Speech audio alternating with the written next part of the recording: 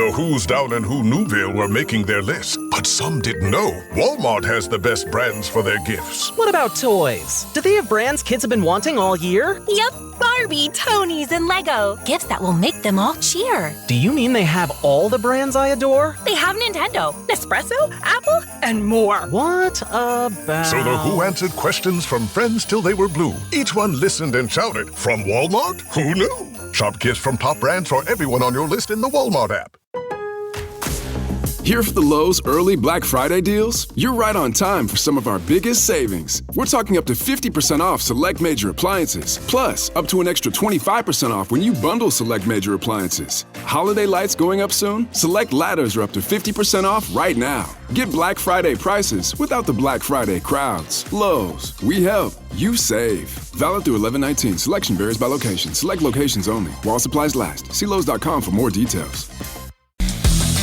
Hey, warmer, friendly, low! Welcome to lovely Las Vegas for Coast to Coast Hoops with myself, Greg Hoops Peterson, now part of the VSiN Family Podcast. We've got an excellent podcast for you as we're going to be joined in segment number 2 by a good friend of ours, Matt Josephs. You know him better as Mid-Major Matt. We'll talk about what he's all seen here in the first few days of the season, why he's going a little bit lighter this time of year rather than in past years, why he's sticking to just a few set conferences, the way that he's playing some of these totals, what he's all seen with a lot of favorites and a lot of overs coming through, and we'll take a look at a few games that we've got for Sunday in the final segment. Gonna get you guys picks and analysis on every game on the betting board for this college basketball Sunday as we hit some bank shots. If you do have a question, comment, segment idea, what have you for this podcast, you have one of two ways we offer those in. First one is my Twitter/X timeline at gunit_81. Keep in mind, letters EM, they mean does not matter, so as per usual, please do send these into the timeline. And the other way is find an Apple Podcast review. If you rate this podcast 5 stars, it is very much appreciated. From there, you're able to fire in whatever you'd like to hear on this podcast via that 5-star review. Well, I did not get in any Twitter/X questions today. Everything is powered by Better. That is BETR on Better. With Better, they're making it easier to get into the game than ever before, because if you're a listener to this fine podcast, all you need to do is go to better.app, BETR.app, and put in VSINPOD, VSINPOD. That gets you $10 free. You're good to go. You're able to take part in some daily fantasy, no strings attached. So they're making it a lot of fun to be listening to this podcast, and it is a lot of fun to be taking a look at college basketball. Let's take a look at what we all got in this great sport on Saturday. Try to find some trends and try to get to know these teams a little bit better. Games from yesterday is Greg buzzing about. Here is the rowdy recap. The big favorites really did clean up on Saturday, though Houston was not one of them. Houston had a little bit of a tough time with Towson, 65-48 the final. I attribute this more to Towson being just a really rock-solid team as they held up on the glass. It was a tie, 35-35 in terms of rebound advantage/disadvantage. Now Towson did have 18 turnovers in this one, and for Houston, the guy that was really able to help them out, Kingston Fleming's a freshman, 20 points. He goes 8 of 10 from the floor. That did power the team to victory. Milo Suzanne, he threw in there 11 points, 6 assists, did go just 3 of 12 from 3-point range, so Houston didn't necessarily have the easiest time of it with a Towson team that I think is going to be rock solid moving forward. And for Duke, we all know that this team is going to be very, very rock solid. They were a very sizable favorite against Western Carolina of 36.5 points, and they covered that number as they took it to them 95-54. For Cameron Boozer, a nice 25-point, 8-rebound performance in 23 minutes. His brother off the bench, Caden Boozer, 14 points, 7 rebounds. For Duke, they only go 10 of 32 from 3. Western Carolina, though, shot 30.6% from the floor, 4 of 26 from 3-point range. Just an absolute lambasting year from Duke, and you were able to get a good performance off the bench out of Malik Brown, who was able to give the team 10 points as well. For Tennessee, they cover a large number against Northern Kentucky, 95-56 of final in this one, as for Tennessee, they were laying a rather hefty number in this game as well. They were able to cover that quite easily, as if you look at the closing number, that was in a lot of places right around about 27.5, and for Northern Kentucky, just not a lot doing from the outside, 9 of 30 from 3-point range. Tennessee goes 12 of 29 from 3, but Jacoby Gillespie, the transfer from Maryland, he throws in there 20 points, and Nate Ament, he was able to by 23 points, 8 rebounds, so that was a nice, easy win for them. BYU all over Holy Cross as well above 30-point favorites, 98-53 the final. Holy Cross was actually a top 10 team in terms of 3-point shooting percentage a season ago. 3 of 22 from 3 in this one. BYU, it's not like they were amazing, 7-25 from 3-point range, but you did have AJ Tabansa have a nice performance of 17 points, 8 rebounds. Richie Saunders was able to throw in there 20 points. Austin Baker off the bench, 12 points, and for BYU, they overall shot 62% from the floor. In a battle of ranked teams, Michigan State, they do get the job done against Arkansas, 69-66 the final, and this was a game that was very close to that spread all throughout, as Michigan State closed as 2.5-point favorites in most spots, so you're just barely able to get there for Michigan State. Not great from 3-point range, 1 of 14 from distance, but they did a nice job going down low, winning that rebound battle by a count of 45-33 with getting Cam Ward off the bench for 10 rebounds, 18 points. He came up big in this game, and Arkansas did have Darius Acuff step up in a big way, 16 points, 6 assists, 1 turnover, but for Arkansas, they do lose that turnover battle. Actually, they stand pat, 14-14, but just 7 of 28 from 3-point range as DJ turned it up. Wagner had 13 points, and Malik Thomas off the bench, he was able to supply 16, but the big men, Trevon Brazil and company, they weren't able to give you a whole heck of a lot of anything, and then the day started off with one of the more explosive games that we're probably going to see in non-conference play. Alabama and St. John's, they get to 199 total points, as for Alabama, they win 103-96. For St. John's, Zuby Ejiofor performed very well in this game, 27 points, 10 rebounds, but Alabama held their own on the glass. They won the rebound battle 43-42 as Taylor Bull-Bowen, he supplied 17 points, 9 rebounds. Baron Filan, he was able to give the team 25 points, and Alabama only won 11-35 from 3-point range, but won the turnover battle 12-7, so Alabama, a very nice win out there. If you're looking at some other very sizable favorites that were able to cover, you had Minnesota as well above a 30-point favorite. They persevere against Alcorn State 95-50 as Cade Tyson, very rock-solid performance here. He was able to give the team 21 points, and for Alcorn State, 16 turnovers on 19 made field goals. That's just not going to cut it right there, so they were unable to cover as very, very sizable underdogs. Akron just absolutely lambasted Princeton 104-69. The Akron offense was solid last year. They're looking even more solid this season as they go 15 of 37 from 3-point range. Javari Johnson, he goes 5 of 8 from the outside. He supplies the team with 21 points, and we know that Princeton, they're very much predicated around 3-point shooting. They shot less than 30% from 3-point range. New Haven is going to be in for a rough year. Penn State, they were way undervalued in this game. Penn State closes as a 17.5 to an 18-point favorite, and they double them up for Penn State. They win this game by a count of 87-43. You wish New Haven well, but probably not a team that should have been promoted to the Division I level. Syracuse was all over Delaware, 83-43 as Donnie Freeman threw in their 20 points, and Carmelo Anthony's son, Guyan Anthony, he was able to supply the team with 19 points as well, so that was another big giant favorite that was able to cover. This was less of a demonstrative line, but Nebraska, they were all over Florida National as well. 96-66 final in this one as for Nebraska. Price Sanford, he comes in, gives the team 20 points. Rink Mass, he was able to supply a triple-double, 18 points, 12 boards, 10 assists. He missed all of last year due to injury, and boy, is Nebraska glad to have him back. And for Nebraska, they were glad that they went 17 of 34 from 3-point range because that'll get the job done every single time. This was one where if you laid the points with St. Thomas, it was looking very good for you, but Army was able to claw their way back in the second half, 83-76, the final, despite the fact that Nolan Mansale was able to give the team 20 points, but good spirited effort from Army because this one looked like it was going to get very, very out of hand. St. Thomas, as a matter of fact, was up 32-11 at one point in this game. Heck, it looked like they were going to cover late in the second half. They were up by a count of 75-59, and Army was able to make a late bonsai charge to be able to keep this one close, and for Army, they closed in this game right around about 18.5-point underdog, so good effort there. Kansas State unable to cover against Bellarmine, but they still won convincingly. Opening number was 26.5. They closed as more like 28.5, 29-point favorites. 98-71 the final, and I know that there's been a lot of debate on Twitter/X about closing line value. This total opened up at a 173, closed at a 168.5. Personally, I was able to get in more around a 171, so I was able to get in on that under. If you took it late, though, you were unable to get there. If you took the late over, though, you were able to get there, so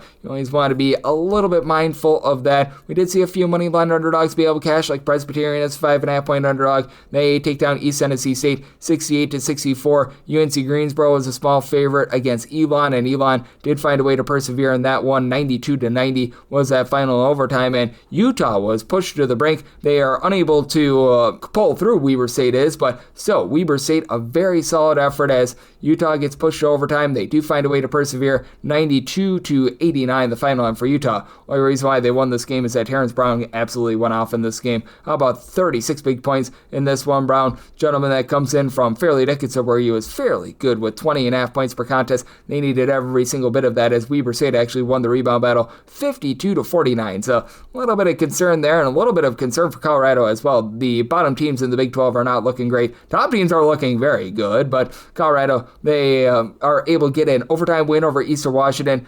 102-97. Eastern Washington, who was 7-22 against the spread last year against power conference teams, they're 2-0 against the spread. Did not cover against Loyola Marymount a few nights ago, but for Colorado, they needed Sebastian Reinsich, hopefully I said that correct, to come through for 24 big points in this one. And for Eastern Washington, they went 9 of 16 from 3. Colorado, they went 11 of 23 from distance. I can expect both of those teams to experience a little bit of shooting regression moving forward. And for Vanderbilt, this is a team that went 14 of 36 from 3 against Central Florida, 105-93 the final in this one. And for Central Florida, they actually went 9 of 16 from 3-point range. Riley Kugel was 4 of 5 from distance, 25 points, but for Vanderbilt, depth upon depth, Duke Miles had 20 points, Tyler Tanner, he threw in there 17, Tyler Nickel threw in there 17, Frankie Collins off the bench, 17 points, 5 rebounds, 5 assists. So for this Vanderbilt team, they're looking very, very fearsome right now, and they were able to flex their muscle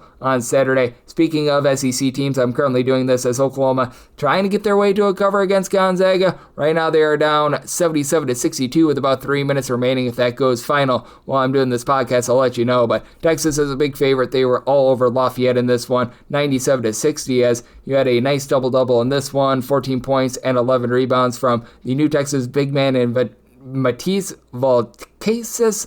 We've got a lot of international names, so I apologize if I'm tripping over some of those names throughout this podcast, but that's for Lafayette, 5 of 20 from 3-point range, so that was a little bit less than savory for them, though. I will say, I was talking about this with the Big Ten and a lot of those big giant favorites that were able to cover a very nice banner day for them, as they were able to have all 4 of their teams be able to cover their spread. And if you're taking a look at the ACC, it's been a little bit up down all around with some of these teams as sizable favorites, but you had Stanford be able to pull through against Montana by kind of 91-68, as you had 29 points for Seals out of Ibuka Okere, a freshman that should be very good for the team moving forward. And then you were able to get a nice overtime win for Virginia Tech, 107-101 the final in this one. Amani Hansberry, a tip-in with 5 seconds remaining in regulation to be able to force the game into overtime for Hansberry, 17 points, 11 rebounds. And for Providence, they actually win the rebound battle 43-42 as Oswin Urasunwe, I will just call him Oswin for the sake of this podcast, 11 points, 11 rebounds, 4 blocks, but for Virginia Tech, 12 of 28 from 3-point range. That powers them to victory, despite the fact that Providence was able to go 22 of 25 at the charity stripe. For Providence, you had Jason Edwards and Jalen Sellers be able to combine in this one for 54 points. Not quite enough, though, as the international man of mystery from Greece, Nikolas Avadeus, he was able to supply 33 points, 5 rebounds, 6 assists. He looks like he's going to be one of the better players in all of college basketball this season, so a nice quality win there. And then out west, you saw in a back-to-back spot, the Mocs of Chattanooga just absolutely get lambasted against UNLV. This by a count of 101-69. Very nice, as for UNLV, they were powered by Nas Cunningham, being able to supply the team with 25 points.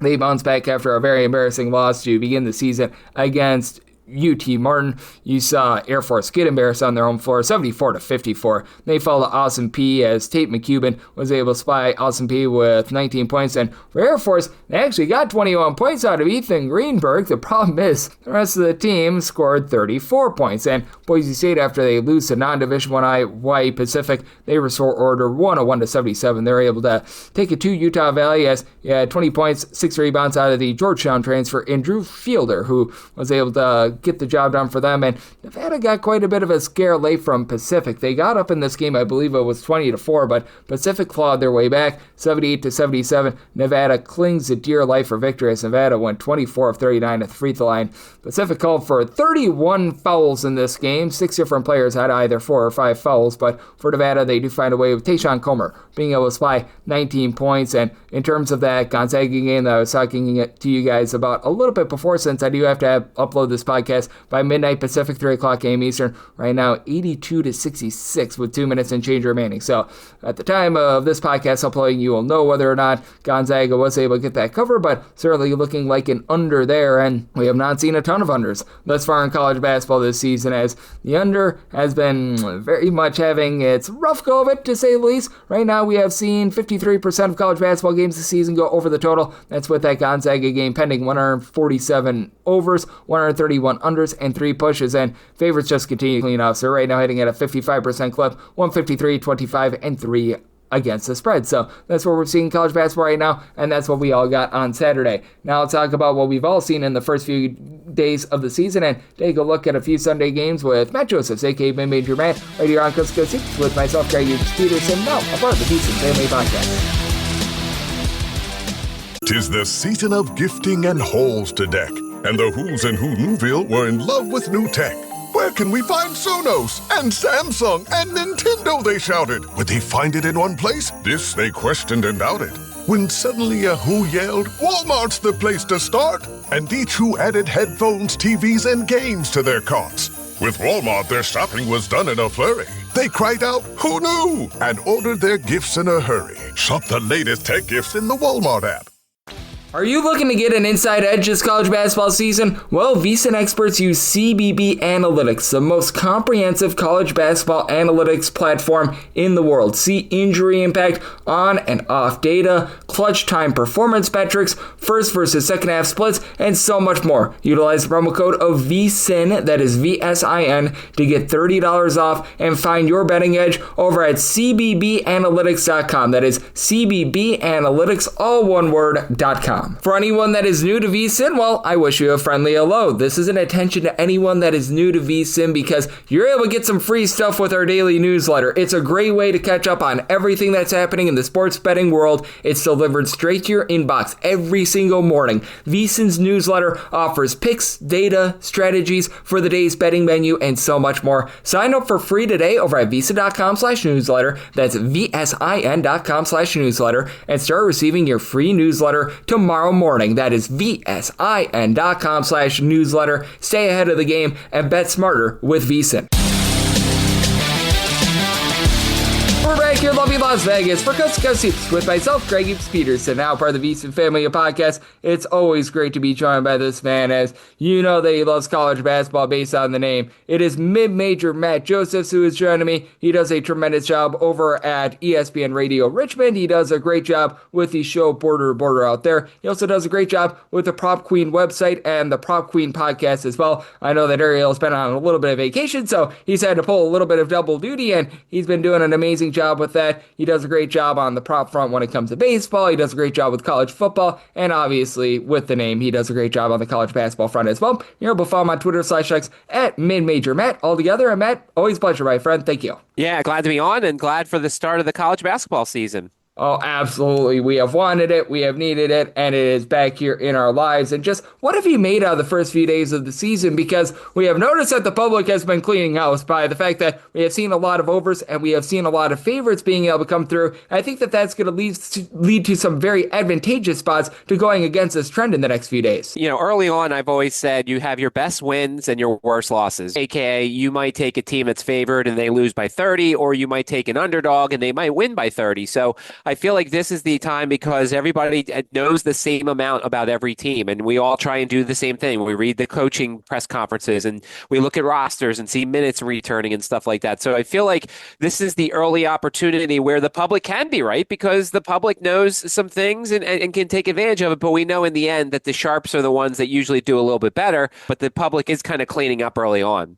Yep, we certainly have noticed that with a lot of games going over. And do you just have to play totals a little bit different early on during the season? Because I know that there are some teams that you love to be able to just bank on them scoring points. Like I know that you've done this with Toledo quite a bit over the last few seasons. And then there are just defenses like Bellarmine, I know was one last year that you just bet against that defense every single time, and it seemed to work out pretty darn well. But I mean, do you have to adjust those totals a little bit more towards the early part of the season? Because it feels like the game dynamics this time of year are just a little bit different than you're going to be finding happening when it gets to more like December and January. Well, yeah, there's weird tip times. There are games that are before other games that are more important. So you might get look-ahead spots, emptier gyms in some cases. We're getting weird neutral site games. So, yeah, you have to kind of take all of that into advantage and take all of that into account. And look, we need a lot of data points, I would say, for a sport like this. You know, one game is not going to make me think, okay, well, this trend is going to hit every time. Coaches may be tinkering with some things. This is also where it's important to study the coaches and find out who are the guys that when you're a 30-point favorite, they don't care about that. They want to just get everybody in and may not cover a lot of those situations. Or if they're like Lane Kiffin and they know the number and they want to cover the number every single time. So this is where kind of looking at past numbers with some of these coaches comes into play. Yeah, but I think that is very well said by you. This is like the one time a year where I say you can make a little bit of something out of coaches' trends in the way that they like to pound some teams, and there are some coaches that they like to show a little bit more mercy as well. So, well said there is Matt Josephs, aka Mid-Major Matt. He does an incredible job taking a look at college basketball, and he's joining me on Coast to Coast Hoops, and I think that you said it so well. You don't want to make too much out of a game or two, but are there certain signs where you feel like if a team has a bad performance that you can make a little bit less out of it than others? Because I do feel like with regards to like shooting nights, that can be a little bit hot and cold. Meanwhile, if a team is just getting absolutely blitzed on the glass, if a team maybe, let's say that they have a rate of threes where they allow a lot of opponents to take threes in the pass, and they are continuing to do so, and they're really not covering the three well, those are more signs of concern for me rather than one or two cold shooting nights. If there's a system flaw and it occurs year after year, then that's something you certainly consider. But when it comes to the new schools, the new teams and stuff like that, and let's be frank, there's a lot of new teams in college basketball right now, essentially. We're still trying to figure out what they do and what they do well. Like, people I'm sure were shocked to see a 140-something total for a Virginia game, and that kind of reminds some people, oh yeah, Tony Bennett's no longer there anymore. This team's going to score a lot of points, and their defense may actually give some up. So I think this is kind of the time for the people who don't necessarily do the research to kind of realize that the changes that have occurred and make some adjustments to their own handicapping. That's why, sites like KenPom and other places like that are so important. Yeah, but absolutely. People seeing an Iowa total below 160, they're probably like, what the heck is this? So that is very well said by you. And are there a few teams that you're honing in on that maybe you have been able to take a look at some of your totals a little bit? Because I know that you're a big team totals guy. Have there been a few teams early on that you have found to be a little bit mispriced here in the beginning part of the season? It's not so much mispriced. It's just, I think, as I said, everybody's still trying to figure things out a little bit. Gonzaga, their offense has some new pieces and they have some new guys. And so certainly, I still expect them to have a really high-powered offense. And after a really slow start against Texas Southern, they end up scoring 98 points, 52 of those in the second half. So I don't know if necessarily there's been any team totals yet I've tried to take advantage of. I'll be interested to see what Virginia looks like in terms of, their totals going forward. I enjoyed playing the over on Cincinnati. Their head coach has basically said they want to run as much as possible. And we saw that with their game on Friday, that the total opened and then it went up quickly because I think everybody kind of realized that, hey, Cincinnati wants to run and their defense may not be necessarily the best. So they are going to play some higher scoring games. So I think this is one of those things where maybe something is said in passing by a head coach and no one really realizes it until afterwards. And that's why we're seeing some of these drastic moves when it comes to sides and totals. Yep, absolutely. And look no further than IU Indianapolis with what we saw in terms of their first two games. And how do you take a look at an outlier like that? Because I don't think that the West Liberty team is overly far away from your neck of the woods out there in Virginia. I could be mistaken there, but that said, he comes up from the D2 ranks. That West Liberty team was averaging 100 points per game, and I don't think I've ever seen a college basketball game quite like their first two games were played. 86 possessions in each of those games, and that's with teams that are not going to mind running. I'll be interested to see when they go up against their first slower team. When they play an Air Force, who is a lot more deliberate. November 23rd, they go to Air Force, the team that doesn't want to run. Will they be forced to run with this team, with this Jaguars team? And losing at home to LIU in the past, that would have looked very poor, but another game that was very high scoring. And look, I probably won't touch any of these games the rest of the season because I know the totals will be obscenely high. And if you bet an under, you're going to be sweating because there's going to be stretches where they scored, 10, 20 points in 2 minutes. But yeah, that first game, we saw a drastic move against Ohio State that all of a sudden people started figuring out, wait a second, maybe I need to take the over here. And that one saw a lot of movement to the over. Yeah, that was very intriguing to say the least. Yeah. Don't oftentimes see a total of 185 go under the total, but that's exactly what we got against against Long Island. That closed out at 185, and if you took the under, you just barely got there, but you got there. So that was obviously a lot of fun to see, and I know that out there in your neck of the woods, you're out there in Richmond, so you're able to see a lot of the Virginia schools, and we're doing this with a game or two of sample size with a lot of these teams, and we are doing this as we don't know the second result for Virginia. But what do you see night number one out of Virginia? Because they're a team that coming into the season I was very bullish on out there in the ACC, and I thought that they backed it up relatively well against the Rider team. Then let's call it what it is, probably going to be a rough season for Rider. Yeah, I really like the kid out of Belgium. I think that De Ritter is going to be, even as he gets better and learns the basketball game a little bit more here, college basketball, like I think that's really good and a really good pickup there. And look, I think the thing for Virginia is these kids are going to have to learn going from number ones where they were, the Sam Lewises, who, was really good at Toledo, and Malik Thomas at San Diego State, Jakari White with the Dakotas. I think these guys are going to have to learn how to be number twos potentially or number threes. I think that's the one thing that Ryan Odom's going to have to learn how to fix. Dallin Hall was a guy that was relied upon at BYU. Now, maybe not so much. So I think that's the thing we're going to have to see here. But as I said, you're going to see some games where they give up 70 points. The difference is they're going to score 80. So I think this is a squad that is definitely an NCAA tournament team. I'm just going to be interested to see how they grow, who becomes the go-to guy on a team that was a bunch of go-to guys at their respective schools. So they have a bunch of home games early on. They have a bunch of lesser opponents that they can figure that out. They won't really get tested until December 3rd when they play at Texas as part of the ACC SEC Challenge. But I think I have high hopes for this UVA team. Yep, I do think that Virginia is going to be a really good team moving forward, and I think that there's a ton of upside with them, as we do have Matt Josephs, aka Mid-Major Matt, joining me right here on Coast to Coast Hoops, and we're doing this as we really don't have numbers up with regards to Sunday games, but we do have a few games that are going to be intriguing. We finally get our first game out there in Hawaii, by the way. For some of you, that is a tip time of Monday, but you know what? We've got the games in Hawaii back, but I do think that Indiana versus Marquette game is going to be one of intrigue, because with Marquette, they obviously never ever enter into the transfer portal whatsoever. In Indiana, very much a new look team. They look very solid night number one against Alabama A&M. Then again, it is Alabama A&M. How do you take a look at a neutral court game like this with an Indiana team that has a lot of promise with DeVries Square coming in and a Marquette team that's trying to stay very much tried and true? Well, I think in these neutral court games, the important thing is who's going to instill pace. We know Marquette wants to run. We know Shaka Smart wants to run. We know Darian DeVries at times wants to slow things down a little bit. And, they played a game already, played an Alabama A&M team, and it was a 70-possession game. Now, I don't think we're going to get a lot of those type of possession situations here. Indiana has the talent to run with a lot of squads, but I think Coach DeVries wants to kind of slow things down and be more matter-of-fact here. I'm really happy to see, Reed Bailey in that situation. Look, I was sad he left Davidson. I thought he was really good. I think he's going to fit in very well at Indiana. He's a guy that's so smooth around the basket and is a pretty good rebounder, but the neutral court games for me, especially when it looks at totals and stuff like that, it's very much who's going to instill the pace. If Marquette can run the game up and down, I think this thing's an over. If Indiana kind of slows things down and uglies the game up a little bit, then I lean in that sort of direction. And so with that, this is where I would use this game as a data point for future things going forward. Probably won't play anything. We'll see what the numbers are, but I'll be definitely paying attention to how much Indiana wants to run against a team that runs a lot.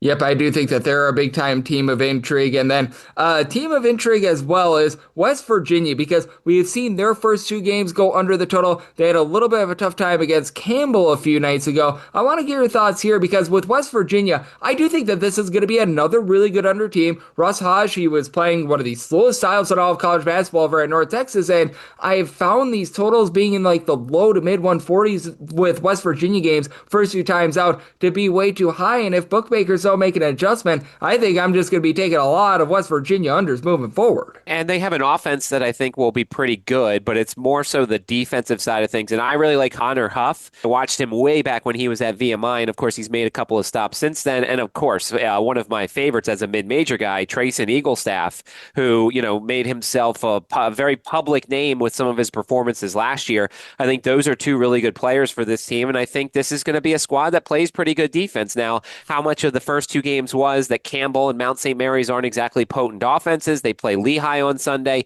Lehigh's offense isn't exactly potent either. Plus, Lehigh doesn't necessarily want to run. They are a selective running team, it feels like. If you look at some of the results last year, they ran with the teams that want to run, and they played slow with the teams that, wanted to play slow. So it'll be interesting to see, that a 68 possession in a Houston game, that seems like a lot, it feels like, in game one. And, they didn't lose 75-30. They lost 75-57 to Houston. So I think Lehigh will present maybe a little bit of a challenge. But once again, if this thing's in the 140s, yeah, it certainly could be an under. Yep, and with this Lehigh bunch, it's going to be interesting to take a look at them moving forward because they typically are one of the more up-tempo teams out there in the Patriot League, and a team that really doesn't do a great job on the glass. So Harlan, Obiana, and company, they should be able to have a nice field day there. As Matt Joseph's, aka Mid-Major Matt, is joining me right here on Coast to Coast Hoops. And is there any other things of intrigue that you're going to be taking a look at with regards to perhaps this weekend or moving forward? And I know that we're going to be having this coming out after it happens, but I thought that it was interesting. A team in Chattanooga, which we were just talking about, Hunter Off, by the way, they played a strange back-to-back on Friday night against St. Mary's, and then they played on Saturday against UNLV. I think that those are the sorts of things that I also want to be taking a look at here in the non-conference portion of things, where you get these weird random scheduling spots where you've got these teams playing two different games at two different nights in two different states, and those are teams that I absolutely love to fade in those spots. Well, and unfortunately what the SWAC teams do, because they are trying to get money for the athletic department, they get put in terrible traveling situations, and I feel bad for them, but this is the unfortunate nature of college basketball nowadays, is that, if you need to make money, you're going to put yourself in situations. Now, I don't know if they're ever going to have a, back-to-back like that for Chattanooga, but I think that's something to certainly look for. And of course, the teams that are playing on the West Coast, they will play one or two games on the West Coast. They'll stay out there. It's always fun when the teams play a game on the West Coast before heading out to Hawaii. That's always something that's been done. But yeah, this is one of those things where you have to pay attention to scheduling spots, and you have to pay attention to coaches' quotes and injury reports and things like that, because as there are some teams trying to shove a lot of games early into the season, there are some unfortunate scheduling spots. And yeah, Chattanooga, that's a weird back-to-back for a team like that to be doing. Yeah, especially going outside the state of California. I could see if maybe they played like UC San Diego and then San Diego State or something like that. There's really no travel there. You just stay in San Diego, and well, that's not really punishment for anyone. Everyone loves San Diego because it's always 72 and sunny, but going from Moraga, California on over to lovely Las Vegas for a back-to-back, I thought that was quite strange as well. And Matt, I know that you're doing an amazing job looking at this great game of college basketball. You, like myself, spent a lot of time preparing for the upcoming season, and I know that's going to be a big one for yourself, so let the good people at home know it's all on tap for you and how people can follow along on social media and other platforms. Yeah, I'm Mid-Major Matt on Twitter, at least early on, focusing a lot on the ACC, focusing on the Atlantic 10, some of the other small conferences. JMU, they've got a game on Sunday against Coppin State. That'll be an interesting game, as JMU looked pretty good for a half against Akron, and then, not necessarily great in their lower level game, the next one. At least offensively, they weren't shooting the ball very well. So, trying to stay in my lane a little bit early on, gather data points. In the past, I've been one of these guys that kind of jumps out and bets on a lot of things early on, and I've been kind of more patient, at least early on, trying to find some spots and kind of sit back and learning more, so that way I could do a little bit better at college basketball. But certainly, as you've always mentioned, I like team totals, I like props, I like DFS, I like doing things that are not necessarily just the straight totals or sides. So therefore, if you ever have any questions, we all want to beat the books, and certainly there's stuff that Greg can't answer, although it's crazy to think he can't answer anything. I could certainly do so at Mid-Major Matt on Twitter. Absolutely, and Matt does a tremendous job of looking at this game of college basketball, does a great job of looking at a wide variety of different angles, trying to find any market that you're able to cash in, and every single time he joins me, he lends such great insight. So big thanks to Matt for joining me on Coast to Coast Hoops, now part of the VSiN Family Podcast, and coming next, it is that time of the podcast. I give you picks and analysis on every game on the betting board for this college basketball Sunday as we hit some bank shots. The Who's Down in Who Newville were making their list, but some didn't know Walmart has the best brands for their gifts. What about toys? Do they have brands kids have been wanting all year? Yep, Barbie, Tony's, and Lego. Gifts that will make them all cheer. Do you mean they have all the brands I adore? They have Nintendo, Nespresso, Apple, and more. What about... So the Who answered questions from friends till they were blue. Each one listened and shouted, from Walmart? Who knew? Shop gifts from top brands for everyone on your list in the Walmart app.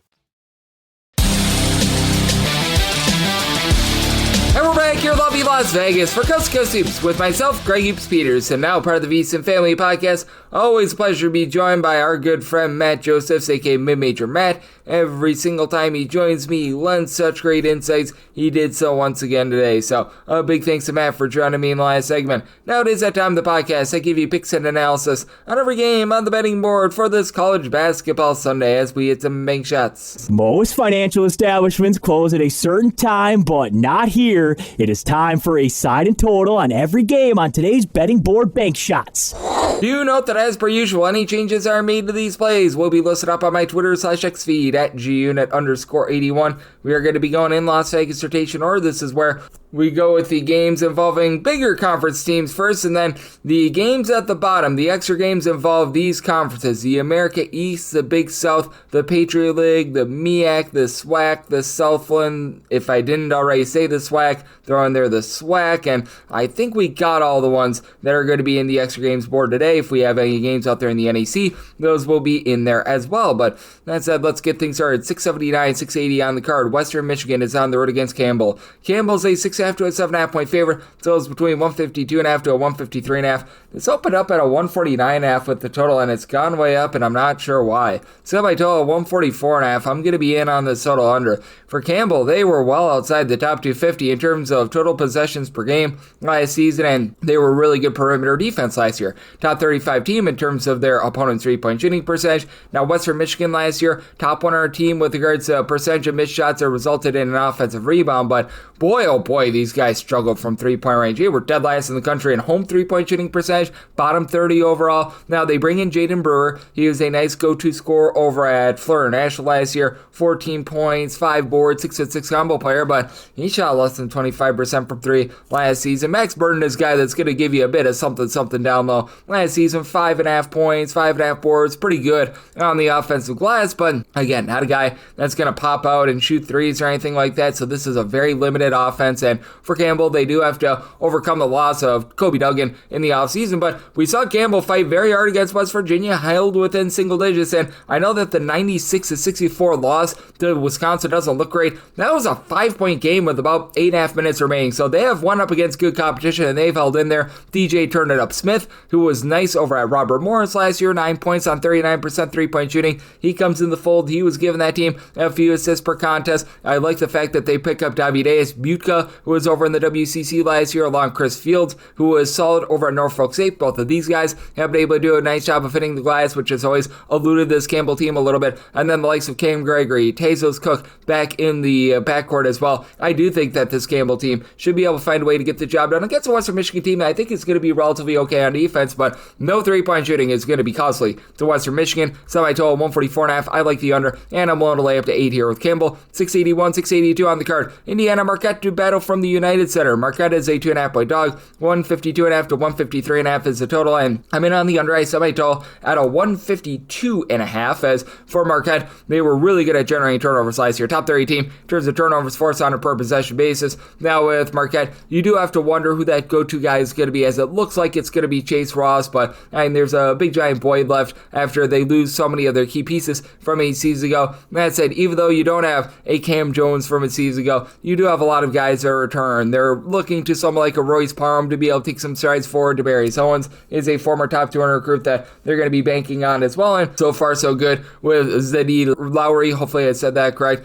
coming over after he was only about a 4-point per game guy last season, but showed ability to be able to shoot some threes. He, in the first 2 games of the season, he's gone 4 of 9 from 3. He's put in there 25 points in the first 2 games, so I like that flow. Ben Gold is a guy with size that's able to pop it from 3, and for Indiana, they bring in DeVries squared and Tucker DeVries and Darren DeVries, and looked very solid night number 1 against Alabama A&M. They put up 98 points in that game, but you do have to keep in mind that DeVries' team over at West Virginia last year was outside the top 240 in terms of points scored on a per possession basis. Now, much of that is because Tucker DeVries was out with injury for much of the season, and Tucker DeVries in that first game, 18 points, 11 rebounds, and last we saw him in a full season over at Drake, 21.5 points, mid 33-point shooter. He's able to give you 4 assists, 5+ rebounds, so he's absolutely tremendous, but You've got these guys like Lamar Wilkerson coming on over from Sam Houston State, Tayton Connerway from Troy. I mean, these guys were good at the mid-major ranks, but how they're going to be able to take those strides forward is a little bit TBD. Connor Enright was a relatively good facilitator over at DePaul, but I mean, you do have a lot of pieces that are playing with one another for the first time. Now, the good news for Enright is that he was part of the DeVries system over at Drake a few seasons ago, so that does help out this offense a little bit. That said, I do think that a Marquette team that is very tight in together, a team that is always in the top 50 in terms of turnovers forced on a per possession basis, they do a nice job against an Indiana team that I don't think is going to be playing overly up-tempo this year. So my total 152.5, so you're the 153 plus, I'm in on the under. And with Marquette, I made them the 2.5 point favorite. I like them outright on the money line. 683, 684 on the betting board. Northern Iowa plays also South Dakota State. South Dakota State is an underdog of 8 to 8.5 points. Seeing an 9 out there as well to on this game between 152 to a 152.5 and made a total of 148.5. I like the under for South Dakota State. They do lose their coach in Coach Henderson from a season ago, so it's a little bit of a passing of the torch there. And for South Dakota State, they were able to get the job done night number 1 against Merrimack. That was a little bit of a hairy game, though, and then they really had a scare against Dakota State. So that's not necessarily something that you want to see. Matthew Morris is back. If I'm not mistaken, he began his career at Wisconsin. He's had 23 points here in the first 2 games. And I mean, Kellen Gary, he's a guy along Joe Saylor that should do a nice job in terms of being able to set up this offense with Gary. Nice off the ball scorer last year, 11.5 points, 2.5 assists, shot about 35% from 3-point range, but this is just not the same South Dakota State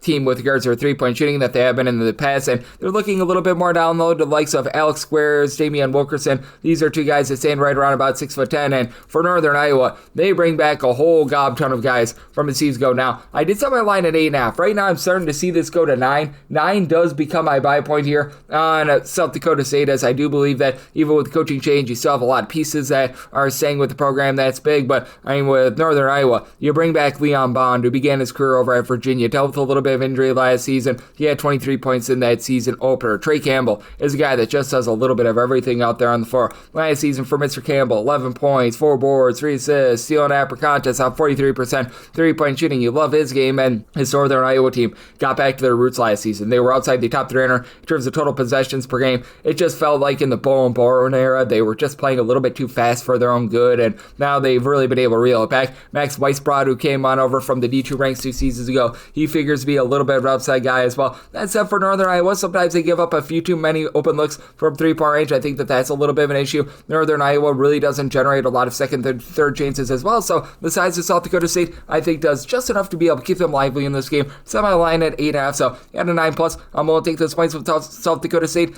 set my total at a 148.5 as well, so I'm also in on the under. 685, 686 on the card. Illinois State, they play off to Cornell. Cornell is a corny-sized underdog of 8.5 to 9 points. 165.5 is the total, and set a total of 164. I'm going to be in on the under for Illinois State. Very prolific offense last year. Top 50 team in terms of points scored on a per possession basis. They bring back, if I'm not mistaken, 3 of their top 5 scorers from a season ago. They do lose that main facilitator of Dalton Banks. That does hurt them a little bit, but that's it for Illinois State. They were well outside the top 275 in terms of total possessions per game last year. Now, Cornell is a team that is consistently in the top 50 in terms of total possessions per game, and for Cornell, they launch a bunch of threes. They are always one of the top teams in all of college basketball in terms of percentage of their shots that come from 3-point range, but what that does is actually set them up with easy looks from 2. Like each of the last 3 years, they've been a top 20 team in terms of their 2-point shooting percentage, and Cornell last year was 20th in the country in terms of points scored on a per possession basis. That style really travels well, as they were a top 15 team in terms of points per possession a season ago, but I do think that Illinois State is going to be able to step things up a little bit with regards to their defense. In that game against Ohio a few days ago, they didn't pull it out, but I mean, they held Ohio below 75 points. That's a relatively up-tempo team, so it does look like they're going to be a little bit more well-connected on that front. And additionally, for Illinois State, they are going to be able to win the battle down low, in my opinion, because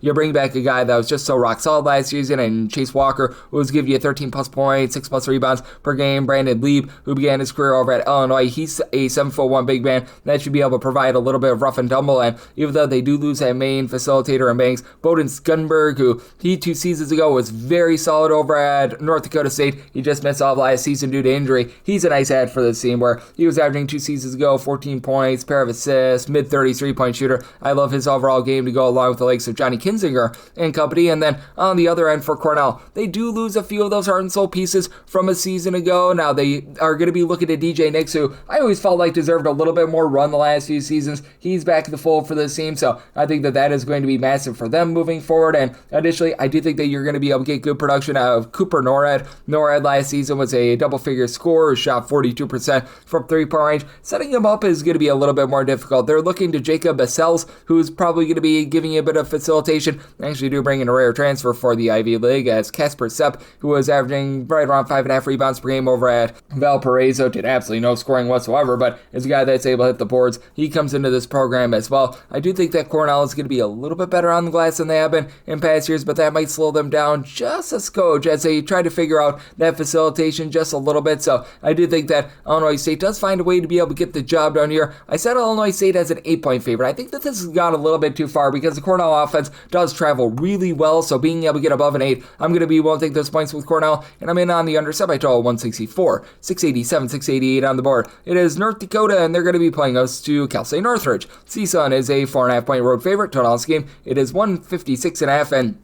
I said CSUN as a 4.5-point favorite, so we're going to be waiting upon a little bit of line movement here. I was seeing an initial 4, and if we could get down to a 4 or less, I'll be willing to take a shot on the Matadors on the road. If I absolutely had to play it right now, I would probably lay it with CSUN at a 4.5 rather than take it with North Dakota, but you don't have to bet this right now. I'm able to let the number come to me overnight, so I will be doing that. But that said, with this Cal State Northridge team, they do lose quite a bit of that good production from a season ago, but I just really trust in Andy Newman as a coach in general. He came up for the Division II ranks. He's really turned around the CSUN team, and with CSUN, you know that this team is going to be able to do a great job on the glass. Top 30 team with regards to their rebound percentage last season, and bringing in Alexander Smotrich, who began his career over at Florida, never really got a lot of run there, but is a guy with some upside. I like him. Larry Hughes Jr., yeah, that's the son of Larry Hughes. He was a very rock-solid player over at St. Louis a few seasons ago, just dealt with injury last year, but 2 years ago was averaging like 7.5 points, mid-33-point shooter, steal per contest. I think that he fits this team very well, as this is also a team that is going to gamble for some turnovers. As a result, they're going to allow a few open looks from 3, but Mohamed Fofana is a 6'6" nice combo player that I really like for this bunch as well. And for North Dakota, they got lambasted night number 1 against Alabama. A lot of teams are going to get lambasted against Alabama, and this is going to be tough travel for CSUN, which is why I'm going to be giving a little bit of respect to North Dakota here. They're based around Eli King, who began his career over at Iowa State. He's averaging the first 2 games about 11.5 points per contest. You got a shortage of 3-point shooting with Trayson Eaglestaff now the fold. It appears as though they're probably going to be featuring a lot of Garrett Anderson, who has gotten some starts. He comes over from San Jose State, where he was a reserve for them the last 2 seasons, so a little bit of question mark there. Anthony Smith has actually looked really good for this team. He, in his first 2 games at the Division I ranks, as he comes up from the non-D1 level, he was able to do a nice job of supplying the team with a combined 25 points in those first 2 games, so you do have to like what you're seeing there. But that said, with this CSUN team, I do think that they're going to do a nice job of winning the battle on the glass, even though you've got George Nachavili, hopefully I got that correct, a big man that's able to give you a little bit down low at 6'10". They've also got Josh Jones at 6'10", but it just feels like they've got, for lack of a better term, uncoordinated big men at a 4 or less. I'm going to be willing to take it with CSUN, and I do think that you get an up-tempo game. You've got a North Dakota team that was outside the top 340 last year in terms of their points allowed on a per possession basis, so I think they get plenty of points and the potential for some late game following. So semi-total 162.5, like the over, and I'm willing to lay up to 4 here with CSUN. 689, 690 on the card. It is Dartmouth. They play off some Marist. Marist is a 1.5-point road favorite, and your total on this game, it is 140.5. Circumstance where I'm going to be willing to take the money line here with Dartmouth. I set them as a 4.5-point favorite. With the mean green / a big green, I believe that they are the big green, they were so good on the defensive glass last year. 5th in the country in terms of percentage of missed shots by an opponent that resulted in an offensive rebound for them. Opponents were only grabbing about 21.7% of their missed shots as an offensive rebound, and they returned that big man from a season ago. Brandon Mitchell-Day was giving 12 plus points, 7 rebounds per game, has been in the system for the last few years. Now they do lose that top scorer in Ryan Cornish from a year ago, but Connor Edmondson, he should be able to do a nice job of leading this offense. 3 assists, 10.5 points on over 44% 3-point shooting from a season ago.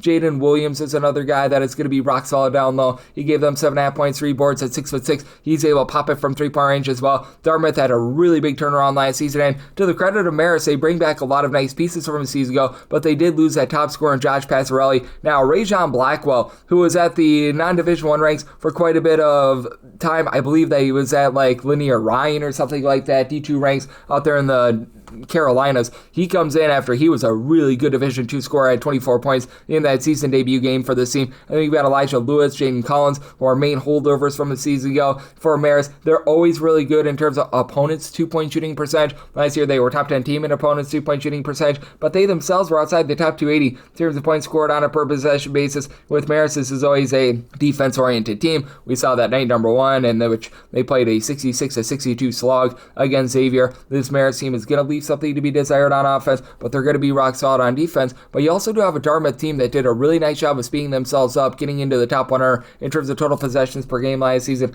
Dartmouth is a little bit of a hit or miss 3-point shooting team, but they did a nice job in terms of being able to value the ball, and I do think that Dartmouth is going to be able to match up well with Marist down low, and that allows them to be able to get the job done on their home floor. Set my line at 4.5. I'm going to take Dartmouth here on the money line, and with regards to this total, I set mine at a 140.5. Right now I'm seeing a 139.5. Opener was 138, so at anything of a 140 or less, I like the over. 691, 692 on the card. It is Morehead State on the road against Georgia. Georgia is a 24.5 point favorite. 147.5 to 148.5 is the total, and Georgia made them a 23.5 point favorite. So I'm going to be willing to take 24 plus here with Morehead State. You have to figure that Morehead State is going to be really looking to slow things down. Even though they no longer have Preston Spradlin in the fold and they had a coaching change last offseason, they still stayed very true to their roots of playing very slow, very grimy. It was a Morehead State team that was well outside the top 325 in terms of total possessions per game. Now, Georgia has been able to absolutely explode with their offense, 90 plus points in the first 2 games of the season, and Mike White really has things humming with Blue Kane along Cannon Catchings being really nice pieces out there as wing/guards to be able to just accentuate everything that this offense is looking to do. They might not have quite as much down low with losing RJ Godfrey in the transfer portal during the offseason, but it's not as if they're going up against some Morehead State team that is going to have a bunch of menaces down low. Now, you have had in the past some really good low post play for this Morehead State team. They do lose a lot of those guys, but Anur Malak, who is a 6'8", little bit of a combo guy, comes on over from the Netherlands. He last year gave this team right around about 6.5 points, 4 boards. I do think that he's going to be able to help them out a little bit on the post. And then additionally, you're probably going to be having this backcourt led by George Marshall. Marshall is a guy that's been around the block with this team last season. He was a little bit more of a 6th man that's applied 7.5 points. He was not really as much on the ball. They're going to need him to be a little bit more because they do lose a lot of their main facilitators. Joshua Legree is probably going to be doling it out a little bit, but I do think that Tamari Rellifer, a guy that began his career over at West Georgia, is going to be able to help out on the boards as well. 6'9", little bit of a big man, and for Georgia, it appears as though the guards might have been a little bit underrated coming into the year. Now, they also played against Maryland East for sure and Bellarmine, so there's that aspect of things. But Jeremiah Wilkerson, who comes on over after as a freshman at Cal last year, he was averaging double figures. He's had 27 points in the first 2 games of the season. Then I do think that Jordan Ross, who comes over from St. Mary's, has been a really nice add. Obviously, a little bit more of a defense-oriented guy, not a guy that's really going to be pressing things with regards to the offense, but is a nice defensive player. And I do think that for Georgia, what's being lost in their first 2 performances is the fact that the defense looked really good as well. They gave up in their first 2 games of the season, if math serves me correct, a combined 88 points. So I do think that this total has gone a little bit too high with the way that Morehead State is a bit slow and controlled. Set my total 145.5. I like the under, and at 24 plus, I'm going to be willing to take those points with Morehead State. 693, 694 on the card. Texas A&M is on the road against Oklahoma State. Oklahoma State is a 2.5 to a 3-point home underdog. The balance game is 169.5. Very nice, and I did set my total at a 159. I'm going to be in on the under for Texas A&M. Really good first 2 performances of the season under Bucky McMillan, and with Bucky McMillan's team, they're always good at being able to generate turnovers. You go back to what he's done over at Samford the last few seasons, and his Samford teams the last few years were in the top 30 in terms of turnovers forced on a per possession basis, and that should take it a little bit to an Oklahoma State team that, yeah, they scored 95 points at number 1 against Oral Roberts, but keep in mind in the same system, they were about 282nd in the country in terms of points scored on a per possession basis, and 2 things can be true. They stunk on offense last year, but they also revamped themselves, bringing in a guy, Kanye Cleary, who was a double-figure scorer 2 seasons ago over at Penn State. At Mississippi State, was only able to get out there for 7 games last season. He's a guy that I think is going to be able to help out this backcourt along with Victorious Miller. He comes over from LSU, where he was averaging 9 points as a freshman, not a great 3-point shooter, and I do think that Oklahoma State is going to be struggling a little bit from the outside, but I do think that their low post play has them in a spot where they might be able to take this game, and going to Stillwater, I don't think it's going to be easy for Texas A&M. Christian Christian Coleman is a guy that comes over from UAB where he showed some good versatility, 11.5 points, 7 boards, not a guy that's going to pop it from 3 at 6'8", but you've got an Oklahoma State team that's going to be going down low, and I do think that as a result, with not a ton of three-point shooting on that side, that you are going to be getting a little bit of an under end. With Texas A&M, they're trying to figure out their rotations. They've been playing pretty much 10 guys for 14-plus minutes in their first 2 games of the season. They were allowed to because they were playing Texas Southern and Northwestern State, 2 just completely outmatched teams, and I do think that Texas A&M might be looking a little bit down low. Rashawn Agee, he comes over after he at Bowling Green was a 7-plus rebound per game guy, just didn't see a ton of minutes over at USC last season. Frederico, so nice, they named him twice. He's able to give you some blocks down low, but what are you going to be able to get out of Pops Isaacs, who hasn't necessarily looked the greatest at the guard spot? It's really been more Josh Holloway, Rylan Griffin, who have been looking solid. They bring Ali Diba, a top scorer from Southern Illinois, into the fold, but he came over very late. He looks a little bit out of sorts with this team. It is a Texas A&M team that thus far, only 20 turnovers combined in their first 2 games. You'd like to be able to see that, but they're also missing Mackenzie Mbakbo as well. He has not played in the first 2 games of the season. He's pretty questionable for this one, so if he does play, he might not be 100% and might not be on the same page with these guys as well. So this is a circumstance where I do think that with Oklahoma State, this is a revamped team that finds a way to get the job done against an A&M team that's in a lot of transition. So I did set Oklahoma State as the 1-point favorite. I do like Oklahoma State. I'll ride on the money line, and with this total, made mine a 159, so I'm going to be in on the under as well. 695, 696 on the card. Montana State is going to be playing us at Denver. The Pioneers are going to be looking at a Pioneer cover as a 7.5 point underdog. On this game, it is 149.5. I am pretty bullish on this Denver team. I like the fact that they went the Division II route to hire on the gentleman that was over at MSU Morehead in the offseason. That said, I think that this might be a little bit too much love. I did set my line at an 8.5. As a matter of fact, this actually opened up at a 9.5, so I'm between A and B, but now that we're down to a 7.5, I'm going to be willing to lay with Montana State. Recognize that Montana State did lose a few pieces in the backcourt from a season ago, and this probably is never going to be quite the team that they were under Dan Sprinkle, but Matt Logie is doing a pretty good job of being able to coach them up. They were pretty competitive, night number 1, losing by single digits against Colorado, and Jed Miller is going to be a big cog in the backcourt. He last season at Montana State was able to shoot in the mid-30s from 3. He was giving out a few assists per contest. It looks like he's going to be stepping up that scoring after he was only giving the team like 4 points per contest. Your main guy is probably going to be Mr. Patrick McMahon, who last season he was playing the team with 10 points. He was a part-time starter that really had a tough time finding his three-point shot. He had been a good three-point shooter throughout his career, shot only 26% from 3 this last season, but it looks like he's back in full force.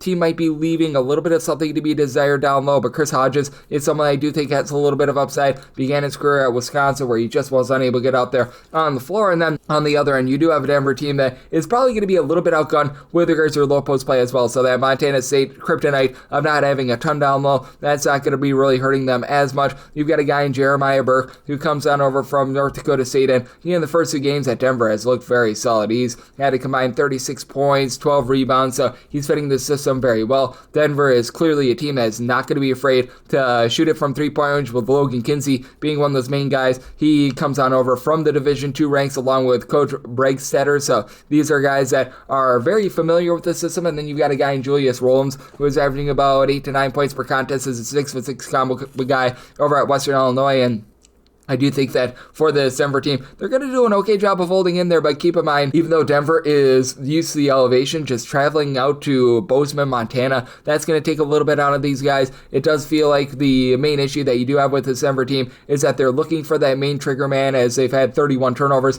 in the first 2 games. It's a Montana State team that they're not going to force the issue a ton with regards to turnovers, so I do think that you get some relatively clean possessions here. I did set my total at a 148.5. I do think that Montana State is going to be going back to a little bit of a slower brand of basketball like that when they made the NCAA tournament a few seasons ago, so I'm going to be in on the total under. And with Montana State, I'm willing to lay the 7.5 with them. 697, 698 on the card. Arizona State plays FC Utah Tech. Utah Tech, 14.5 point underdog. 153.5 is the total, and with Arizona State, made them a 17.5 point favorite. I'm going to be willing to lay this number. With Utah Tech, there's just not really a ton that this team does right. The good news is a Utah Tech team that has been one of the more brutal teams in all of college basketball on the glass. They did a a nice job picking up Ethan Potter in the offseason. He was over at Utah Valley, and he's been able to give this team a nice shot in the arm down low. He's been averaging 6 rebounds per game in their first 3 games of the campaign. Noah Bolonga, he was over at St. Bonaventure last season. Wasn't able to get out there on the floor, but he's been able to provide them a little bit of spark in the backcourt. And Jashawn Holt is a guy with some pretty high major experience beginning his career over at Alabama and Georgia, just has dealt with injuries and was a part-time starter over at Kennesaw State last season before his season was cut short.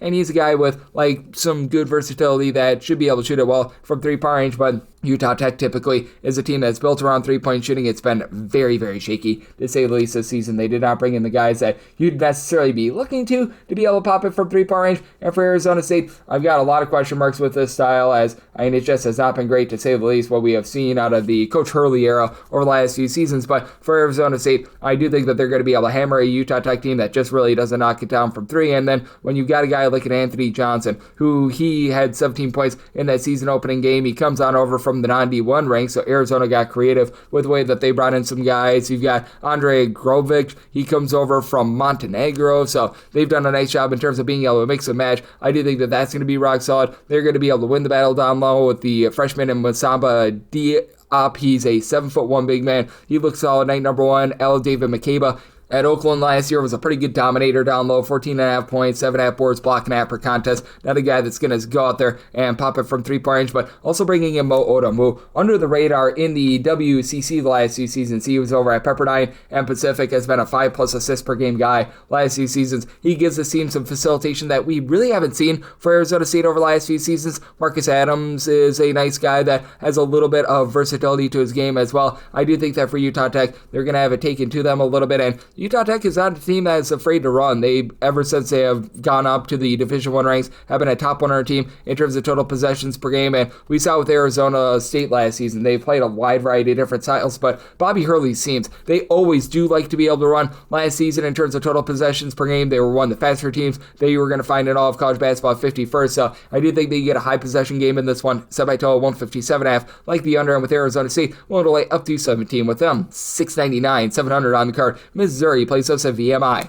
VMI is an underdog of 21.5 to 22.5 points. 159.5 to 160.5 is your total, and I said Missouri as a 23.5 point favorite. I am going to be willing to lay the number for VMI. It is big that they bring back Tan Yiziglu, who was giving you about 4 assists per contest last season, but losing Augustus Koldilis, who was their top scorer from a year ago, that is going to be hurting this team a little bit. That's going to put a lot on the plate of TJ Johnson, who first 2 games, 51 points. You do love to be able to see that. For Johnson last season, he was supplying the team with about 12.5 points, shot in the mid-30s from 3-point range. He's a nice guy to be able to build around, but you're going to need more of these ancillary guys, like an AJ Clark, to be able to step up. What are you going to be able to get out of a guy that has been in the system for a year or two in Cam Liston, who he was unable to get out there on the floor too much last season? These are the guys that are a little bit of a question mark. Now, I do like the fact that Linus Holstrom, he's back after last season. He was supplying the team with about 6.5 points per contest. Didn't necessarily give you a ton in terms of versatility or anything like that, but he was a relatively okay scorer. And for Missouri, this is a little bit of a new look team. They've got a lot of size on this team, and I do think that that's going to cause them to play a little bit more slowly than they have in past years. Not that this team is going to be a snail or anything like that, but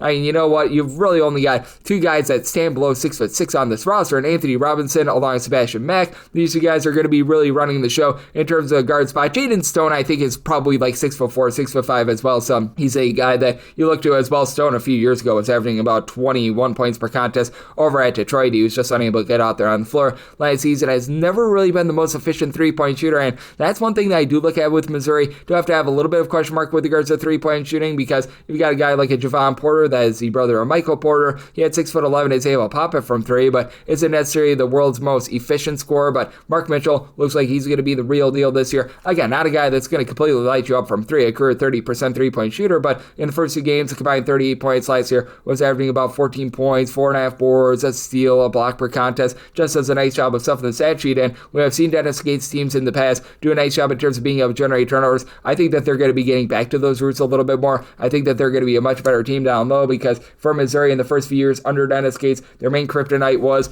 not being able to hit the glass. Now they've got a lot of guys, including Sean Phillips, who comes over from Arizona State, a true 7-footer. That should allow them to be able to completely dominate there, and with VMI's lack of size, I do think that that's going to hurt them in this game. Set my line at 23.5, all the way up to 23 with Missouri, and like the under, set my total 157.5. 701, 702 on the card. It is Loyola Chicago. They're going to be playing against North Texas. This is from Now Arena, so technically a neutral court game. North Texas, a 2.5-point favorite. Total on this game is 141.5, and I said a total of 145.5. I do like the over for North Texas. It's a new dawn and a new day, as no longer do they have a coach that will keep this team in the bottom 10 in terms of total possessions per game. Not that they're going to be playing at warp speed. Daniel Robinson, he was the coach over at Cleveland State last year. Cleveland State was never necessarily a team that gunned it, but at the same time, they're not going to be a bottom 10 team in terms of total possessions per game. And for North Texas, rock solid win that they had in their first game against a Division I team over Northwestern State, 80-53. And Robinson's teams over at Cleveland State were rock solid in terms of generating turnovers, top 50 team in terms of turnovers forced on a per possession basis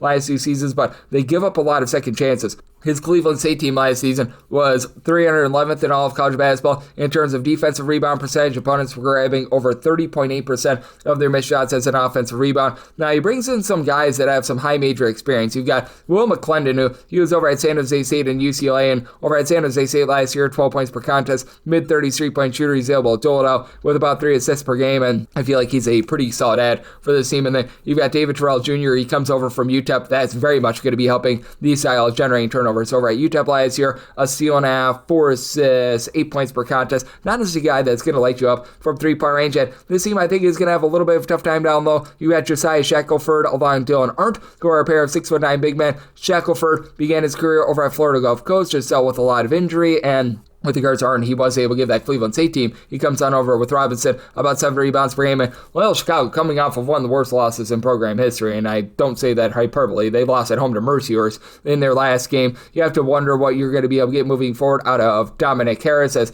they just have not really played him to begin the season, which that I find to be a little bit strange. I don't know if he's dealing with injury or what, but he's fallen out of favor. Justin Moore is giving you more, though. He had 33 points in the first 2 games of the season, and 14 assists to 4 turnovers. You're certainly going to be taking that, and I do think that the likes of DeWilk Tavares, along Joshua Ala Joseph, these are 2 guys, they're going to be rock solid with regards to perimeter, but I do think that for Loyola Chicago, what really sets them over the top here is that they're going to be able to dominate down low. Miles Rubin has been a guy that in his college basketball career has been able to give you a block and a half per contest, 6+ rebounds per game. This is a Loyola Chicago team that does not allow you to be able to get second and third chances. You had a few pieces that are trying to be able to find their footing, but I do think that for Loyola Chicago, they're going to be able to do a solid job in terms of winning that turnover battle with a veteran in Justin Moore in the backcourt. And even though this is a neutral court game, this is a game that is being played out there in the state of Illinois, so you're going to get a Loyola Chicago crowd. I did set my line at 1.5. I'm willing to take Loyola Chicago here on the money line, and I do like this total over as well. I set my total at a 145.5. 703, 704 on the card.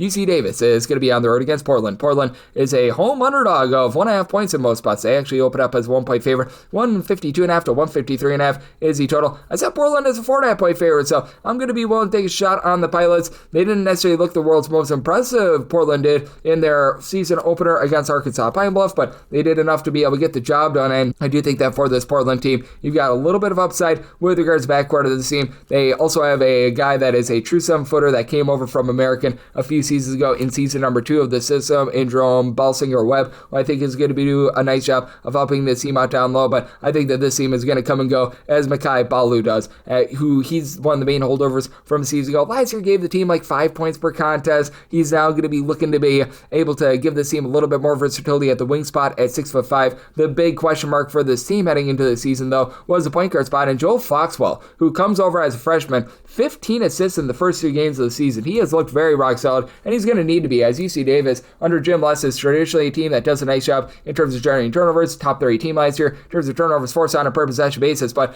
they are also very sloppy with their offense, and we have seen that thus far this season. In UC Davis's first 2 games of the season, they've generated 36 turnovers, but they themselves have turned the ball over 30 times, and with UC Davis, they always just seem to have that one go-to scorer for them. Last season, they were having Ty Johnson be able to supply the team with 21 points per contest. You go back a few seasons ago, that was Elijah Pepper, and this season for UC Davis, they're going to be trusting in probably Connor Sevilla, who's given the team 40 points in the first 2 games of the season. They do have Nico Rokac down low. He's a 6'9" big man man that's been with the program last few seasons. He's a guy that's able to supply you with like 5 to 6 rebounds per game. And then I do think that Isaiah Campell, who's been around the block with this team last season, was dealing with a little bit of injury, so he was unable to be at full force. He should be able to give you a bit of something as well, but I do think that losing Ty Johnson from a season ago, I think is massive for this team. It is going to be a little bit of travel on this bunch, and I do think that Portland, with being able to find that main point guard, that allows them to get the job done against a UC Davis team that is going to be very reliant upon turnovers to try to be able to pull this one out. I did set my total here at a 148.5 to have a Portland team that was outside the top 340 in terms of points allowed on a per possession basis last season, but also a UC Davis team that had no idea how to be able to put the ball in the basket themselves last season, and losing that top scorer in Ty Johnson as being on the under to go along with Portland on this money line as an underdog. 7-5, 7-6 on the card. San Diego State is going to be playing us Idaho State. Idaho State is an underdog of 22.5 points. Total is 138.5 to 139.5, and made my total 135.5. I do like the under. San Diego State, shock, surprise, surprise. They've been a top 25 team in terms of points allowed on a per possession basis for like the last decade. They always do a great job there. Now, they typically play a little bit faster in non-conference play rather than in conference play. They're typically actually a little bit closer to a mid-tempo team in non-conference play, and then in conference play, they play as slow as molasses. So that's always a very interesting little bit of a dynamic when you take a look at this bunch. That said, I do think that they're going to do a nice job holding down an Idaho State team that they are a bunch that last season was well outside the top 250 in terms of total possessions per game. Idaho State was actually a really good rebounding team, a top 25 team with regards to their rebound percentage. They do lose a lot of those key pieces from a season ago, but for Idaho State, you have to give them credit. They go on the road, they knock off San Diego to begin the season, so they're making their tour of San Diego schools right now, and you've got to love what you got out of Connor Hellenbuck in the first 2 games of the season. A combined 36 points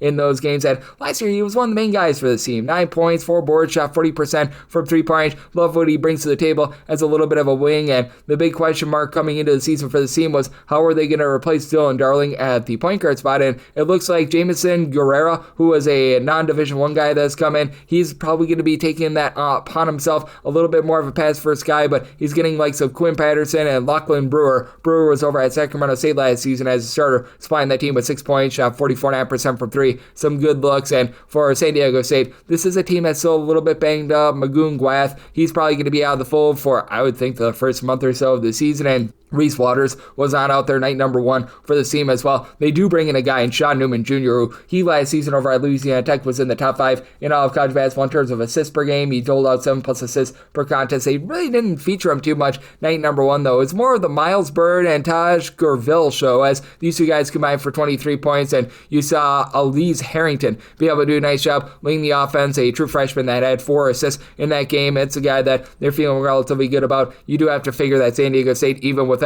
having Gwyeth in the fold, having the likes of Farrell Compton, Jeremiah Odom, they're going to be able to do a pretty solid job down low. That said, I do think that this Idaho State team holds in there. You do have a San Diego State team that this is not a finished product, and Idaho State, they're very much at home playing a little bit more of a defense-oriented style that is a little bit sloppier down low. So did set my line at a 19.5. I'm willing to take those points with Idaho State, and I'm in on the under, set my total at 135.5. 707, 708 on the card. It is Liberty, and they're going to be playing us Florida Atlantic. Florida Atlantic, an underdog of 5.5 to 6.5 points. 150.5 to 151.5 is the total, and with a Liberty, I set them as a 7.5 point favorite. I'm going to be willing to lay the number. Have a Florida Atlantic team that they had to play on Saturday, so this is a little bit of a back-to-back spot for them. This is one of those season-opening tip-offs. I think that the Field of 68 hosts this one. They had the same teams in terms of a little bit of a season tip-off challenge last season as well, and when it comes to this Liberty team, they looked really good in the first game in this one. They knocked off Charleston 90 to 75, albeit it's a little bit of a Charleston team that Florida Atlantic was able to have quite a bit of success against yesterday as well. But that said, for Liberty, even though you lose Tavon Peter, who was such a good scorer from a season ago, you still have a lot of guys like a Colin Porter that's back from a season ago. He does a nice job flowing good, clean offense. Liberty is always going to have a tough time on the glass. They were outside the top 340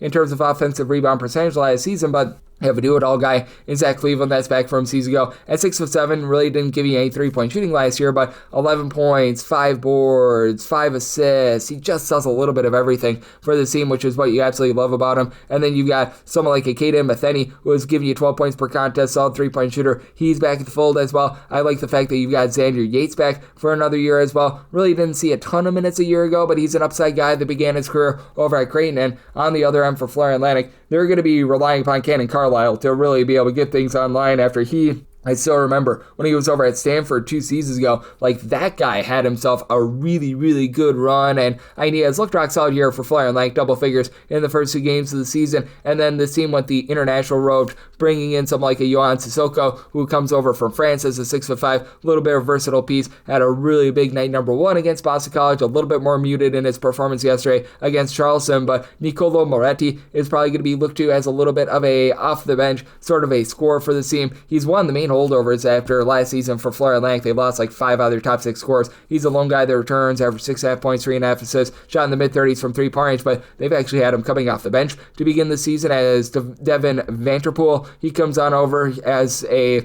guy with a little bit of upside last season. He was relatively glued to the bench. They've been featuring him quite a bit to begin the season, but I do think that in the end, this Liberty style that they're always super slow. Like they have been outside the top 275 in terms of total possessions per game under Coach McKay for pretty much the last decade. I do think that that's going to be taking hold, and for Atlantic, just not the same explosive offense that we've seen in past years. Semi-total 147.5. I like the under, and with Liberty, I'm willing to lay up to 7 with them. 7-9, 7-10 on the card. It is USC, and they're going to be playing us Manhattan. The Jaspers find themselves as a pretty sizable underdog here of seeing 25.5 to 27 points. So on this game, it is 160.5, and give me a shot here on the Jaspers. I set them as a 24.5 point underdog with Manhattan. John Gallagher, I think, has built this program up right, and I think that they've got a chance to be able to win the Metro Atlantic this season. They bring back a lot of their key cogs from a season ago. Devin Dinkins was a guy that did a nice job of being able to flow the offense last season, and Fraser Roxborough was out with a little bit of injury. He's going to be able to play off the ball with them. With regards to Dinkins last year, 2.5 assists, 13.5 points per contest, shot 44% from 3-point range, and then you've got a guy in Roxborough who he last season was limited to only 19 games due to injury, but as a 6-man, 8.5 points, 4 boards, shot nearly 48%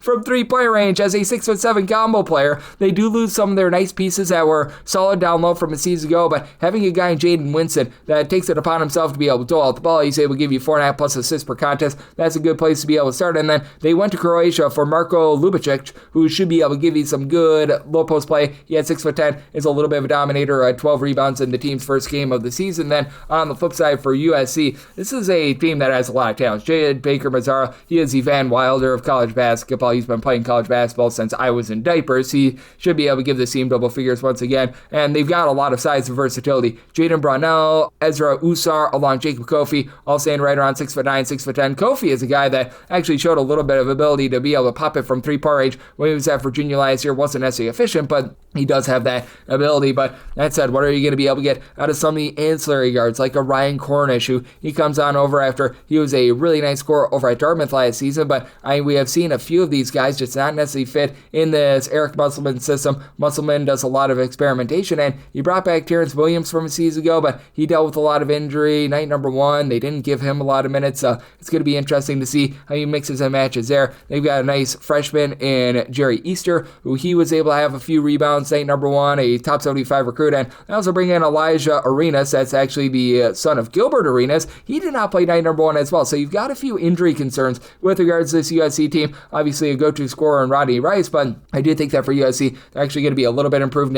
on defense as well. If you saw them night number 1 against Cal Poly, they held a very high-octane, high-up-tempo Cal Poly team to 64 points, so I did set a little bit of a lower total as a result. I think USC might be going a bit more down low. Set by total 154.5. I like the under at 25 plus. Give me a shot here on Manhattan. 7-11, 7-12 on the betting board. It is Omaha. Set hike there on the road, facing off against Colorado State. Colorado State does find themselves as a 12.5 point favorite. Total on this game, 156.5. Set by total 154. I'm in on the under. Colorado State has always been a relatively slow and controlled team. They were outside the top 250 in terms of total possessions per game each out of the final 3 seasons under the tutelage of Nico Medved, and Ali Farouk was within the system over the last few seasons, so I don't think that he's going to deviate too far away from that. Now they put up a very big number against Incarnate Word night number 1, but that said, for Colorado State, I do think that they're going to be sticking with their roots a little bit. They did bring back a few guys from a season ago. You've got a guy in Kyle Jorgensen who last year he was a nice little bit of a glue guy that would give you like 4 points, a few boards at 6'9", so you do like to see that. And they brought in some shrewd guys in the transfer portal. Brandon Rechsteiner, he saw some good minutes at the point guard spot for Virginia Tech last season. That was a little bit out of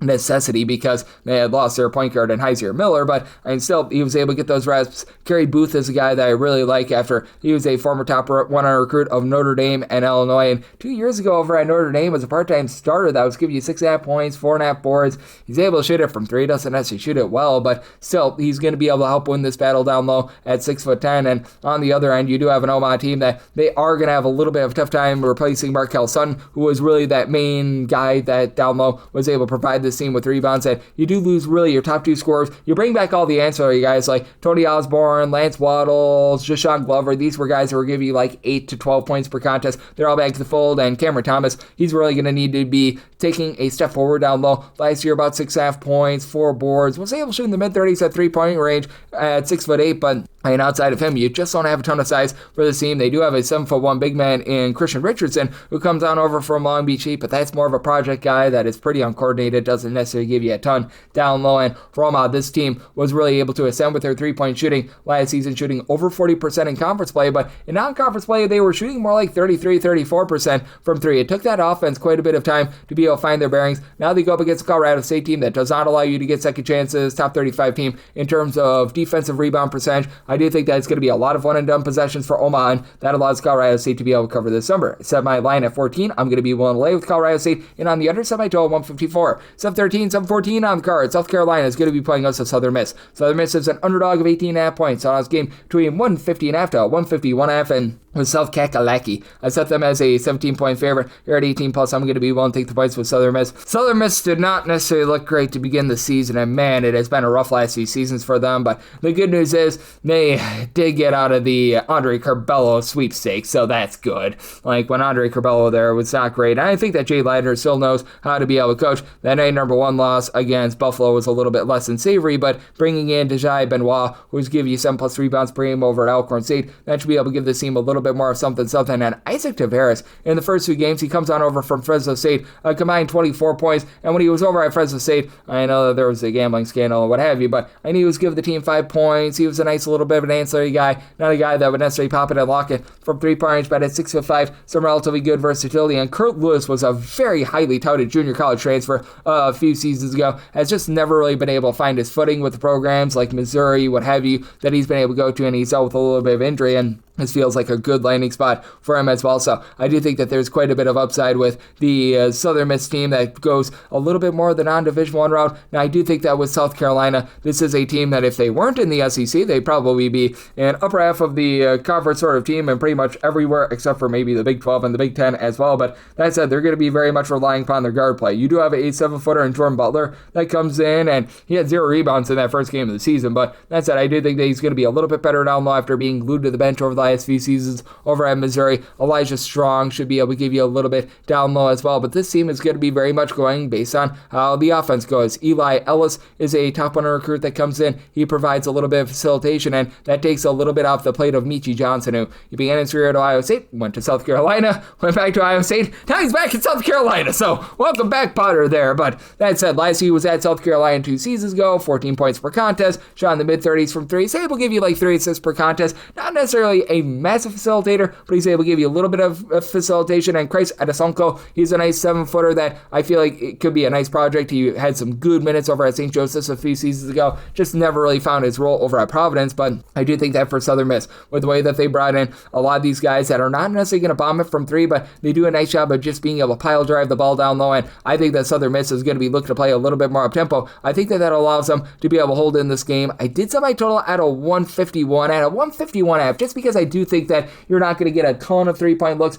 in this game. I'm going to be willing to take a shot on the under, but that said, I did set this line at a 17, so being able to get north of 17, I'm willing to take those points with Southern Miss, and this is the last game on the normal Las Vegas betting board before we hit the extra game. 7-15, 7-16, Washington is on the road against Baylor. Baylor is a favorite of 6 to 6.5 points. 155.5 is the total. So my total 150.5. I'm going to be taking a shot on the under for Washington. Danny Sprinkle has never had his teams playing overly up tempo, and for Washington, I do think that they've got a lot more balance than they had a season ago. Last year it was Great Osborne, and Great Osborne. You really didn't have much else outside of him. This year, you've got a pair of guys that come in from USC that should be able to play really well with one another. Wesley Yates was a nice double-figure scorer, and then Desmond Claude was able to do a rock-solid job. Now, Claude, he was out rough in that first 2 games of the season against Denver. They could have used him a little bit, and I'm thinking that if he does play, he's probably not going to be at 100%, and that's why I did have to dock Washington a little bit in this spot. I set my line at a 6.5, so at a 6, that's my max lay with Baylor, but I'd be willing to lay the 6 with them. But Hans Steinbach, who comes over from Germany at 6'11", a little bit of a unicorn. He has had 34 points and 23 rebounds in the first 2 games of the season. I absolutely love what he's bringing to the table for this team. And then additionally, you've got Lathan Somerville, who I feel like he was a little bit under the radar last season at Rutgers. He was just lost in the shadow of those NBA draft picks, what have you. He's a guy that I think is going to be able to do a nice job down low for this team as well. But additionally, you take a look at the flip side with Baylor, and even though they do lose Robert Wright from the season ago, obviously BJ Edgecombe, he was a very versatile piece for the team, but I think that Baylor has found themselves a really nice freshman in Tunde Yasufu, who's saying 6'5", and he's going to be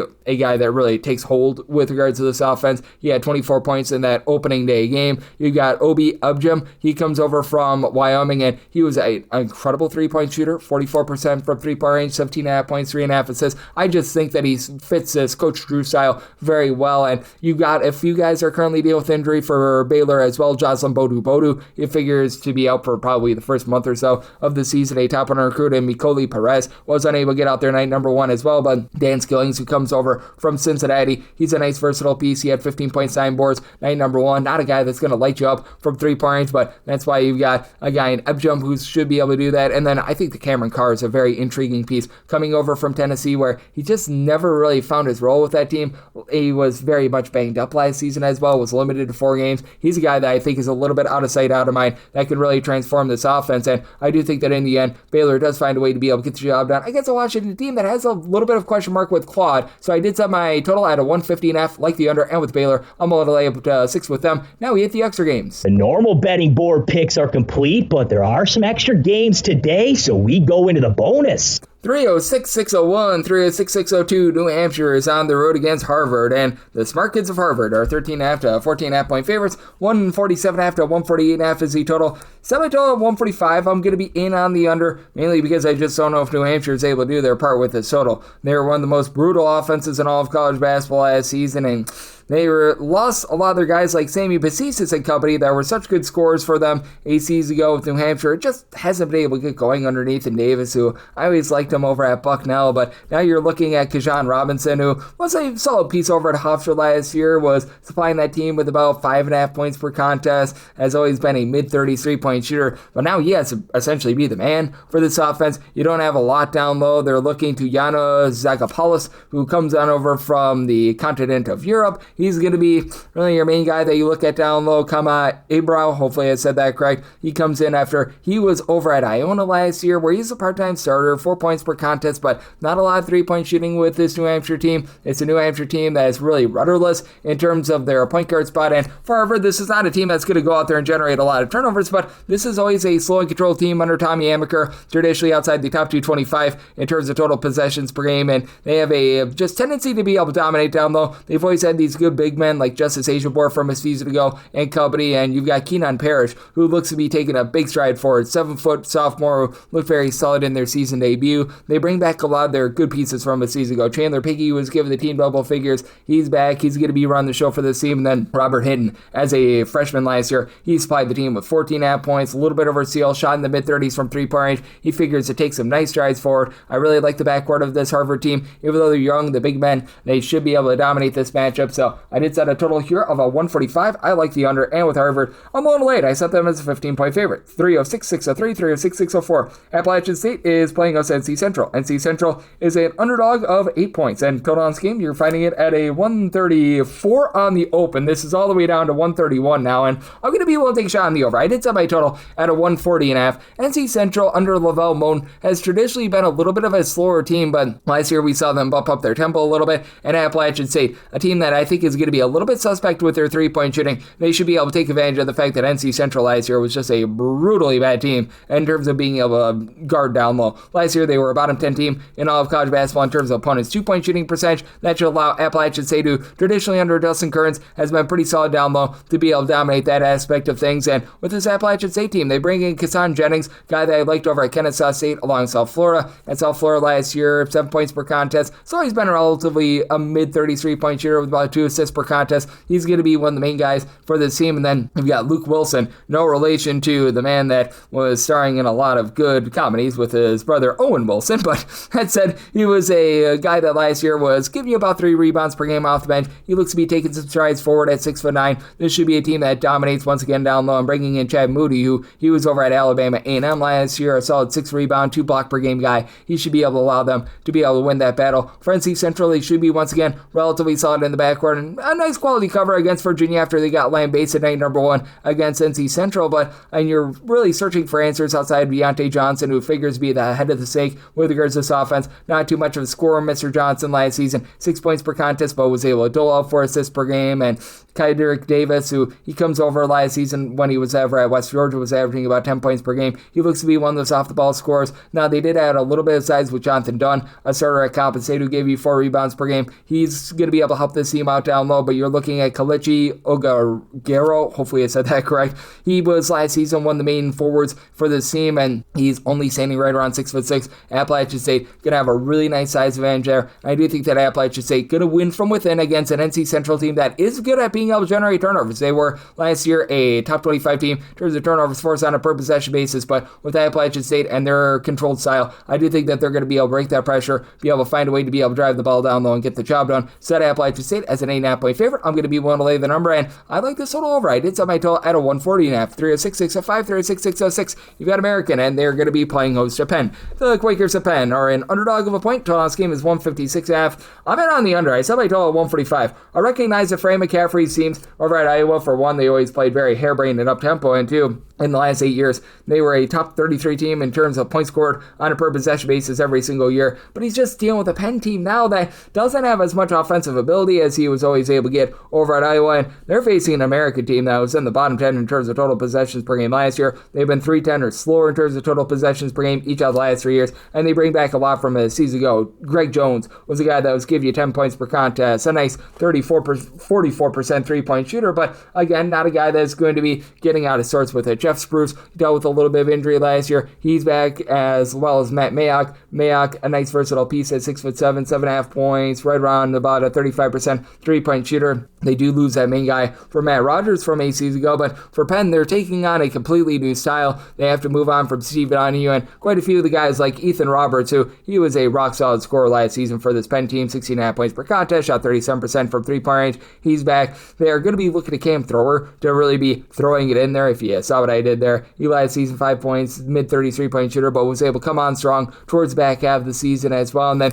you just have to try to find TJ Power a way to be able to maximize his abilities. I mean, this is a guy that was a former top 25 recruit, could not find his footing at Duke, could not find any sort of minutes over at Virginia last season. Like, there's a lot of talent there, but I mean, he had in the season opening game only 6 points, so you have to wonder what you're going to be getting there. Now, Penn in their season opening game against Rowan College put up 119 points. This is a completely different style that they're playing against here in American, and they're playing against now a Division I school, and I do think that American, even though they do lose a few pieces from a season ago, they do find a way to be able to persevere, get the job done here. I did set American as a 2-point favorite. I'm going to be willing to take the 1 with them, so in this rather pick'em game, I'm going to be in on American, and I do like this total under as well. 306.607, 306.608. James Madison, our nation's 4th president, plays us at Campbell State. Campbell State at 21.5 point underdog. Dallas game, it is 149.5, and set a total of 143.5. I like the under. James Madison last year outside the top 300 in terms of total possessions per game, and James Madison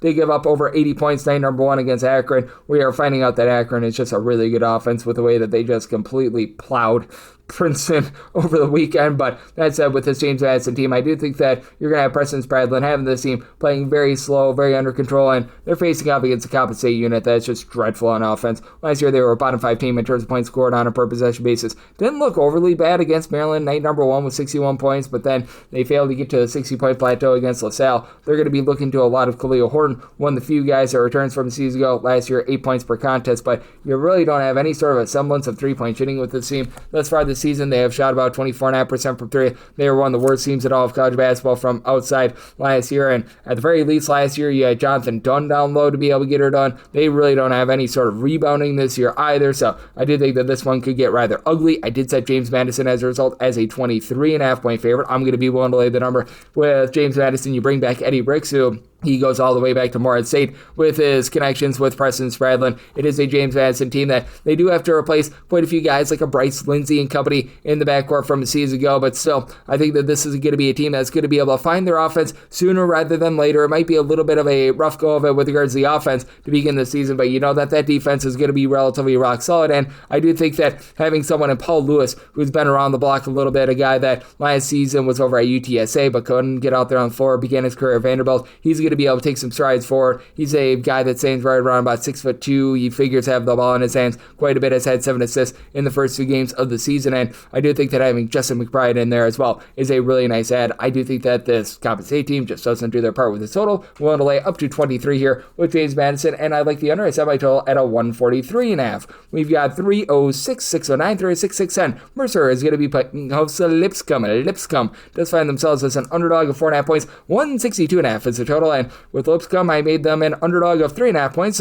We'll take 4+ with them. With Mercer, still a few question marks, even though I really do like Ryan Ritter as a coach. Brody Shoulders comes back after he averaged about 5.5 points, 5.5 rebounds per game for the team last season, but you do lose quite a few of those guys that are rock solid in the backcourt. Frontcourt looks to be relatively strong. Armani Mighty, that's a great name. He began his career over at Boston College, was just dealing with injuries over the last few seasons, so you do have to wonder what he's going to be able to give you more moving forward. You've got Kyle Cuffey, who's a former top 125 recruit of Kansas and Syracuse. You actually saw some relatively okay minutes last year over at Syracuse, was averaging 5 points, but has never really been a prolific three-point shooter. He enters in the fold. I know that when Ritter's teams are firing all cylinders, they typically play a little bit more up-tempo, but they've got a lot of personnel that doesn't necessarily lend itself to that. Like you bring in a guy in Zaire Williams, who he was the top scorer over at Wagner last year, but Wagner was a defense-oriented team that was playing super-duper slowly, so I just don't know if you're going to be able to get that offense necessarily flowing at a super-duper high tempo. Meanwhile, for Lipscomb, they went the D2 ranks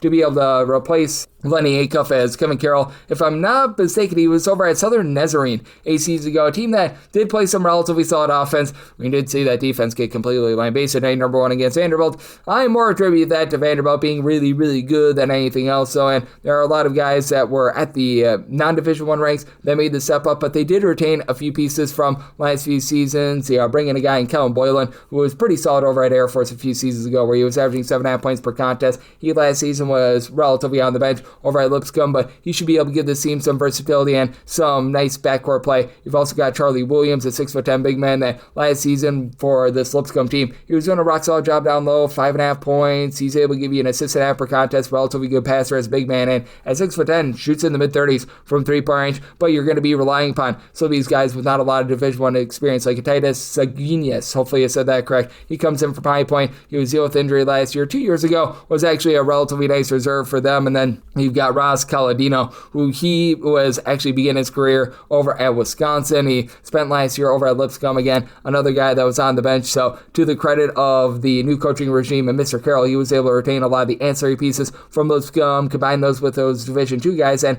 I do think that it's going to be a relatively good product when it's all said and done. The turnovers that they had night number 1 against Vanderbilt, again, I just attribute that to Vanderbilt being a rock solid team, and I do think that a Mercer bunch that they just take a stride back with regards to their backcourt play from what we've seen in past years. I do think that allows this Lipscomb team to hold in there. Set my line at 3.5, so taking 4+ here with Lipscomb, and I'm in on the underside. My total 153.5, 306, 611, 306, 612. Brown is going to be playing us in Vermont. What can Brown do for you? Well, if they win this game outright on the money line, they're going to be able to make you some money, as Vermont is currently a road favorite here of 3.5 points, and the total on this game, it is 130.5, and I'm going to be in on Brown. I did set them as a 1.5 point favorite. I'm going to be willing to take them outright on the money line.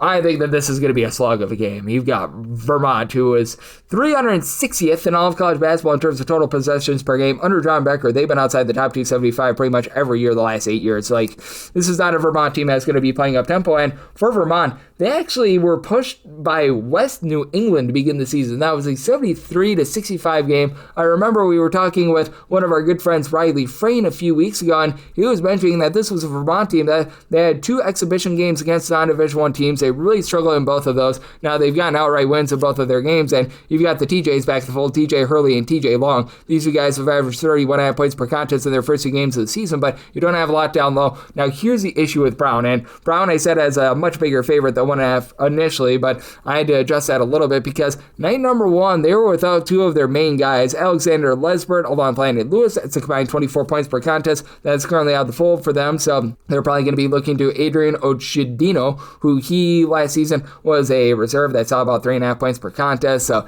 they're going to be relying upon him because this is a backcourt that's in a lot of transition. They had a guy in Keno Lilly who was averaging 19 points per contest last season. Not having him in the fold, that is a big loss to be replacing. You do have a guy in Nafaro Dabo, who even though you probably are going to be dealing with Landon Lewis being out of the fold in this game, last season he was able to give the team nearly 4.5 rebounds, 2 blocks per contest. He should be able to dominate a Vermont team that just doesn't have a lot of size across their roster. I think that this is going to be a game in which we're just not going to be seeing a lot of offense. I think that this is going to be grimy. I think that Luke Paragon has a chance to be a little bit of an X factor this season after over at Brown the last few seasons has just so with a little bit of injury, a guy that highly touted from the state of New York, and then Malcolm Rigsby Jefferson. He needs to be a little bit of an X factor as well after he averaged 5.5 points per contest as a part-time starter last season for Brown, was only on 2.5 assists per game. Now a guy that's going to light you up from 3. You've got a Vermont team that has been very hit or miss with regards to their offense over the last few seasons, so made a total of 125.5. I like the under, and I'm going to be willing to take Brown outright on the money line. 36-6-13, 36-6-14. Bowling Green is playing outside of Lemoyne. Lemoyne finds themselves as a double-figure underdog of 14 points.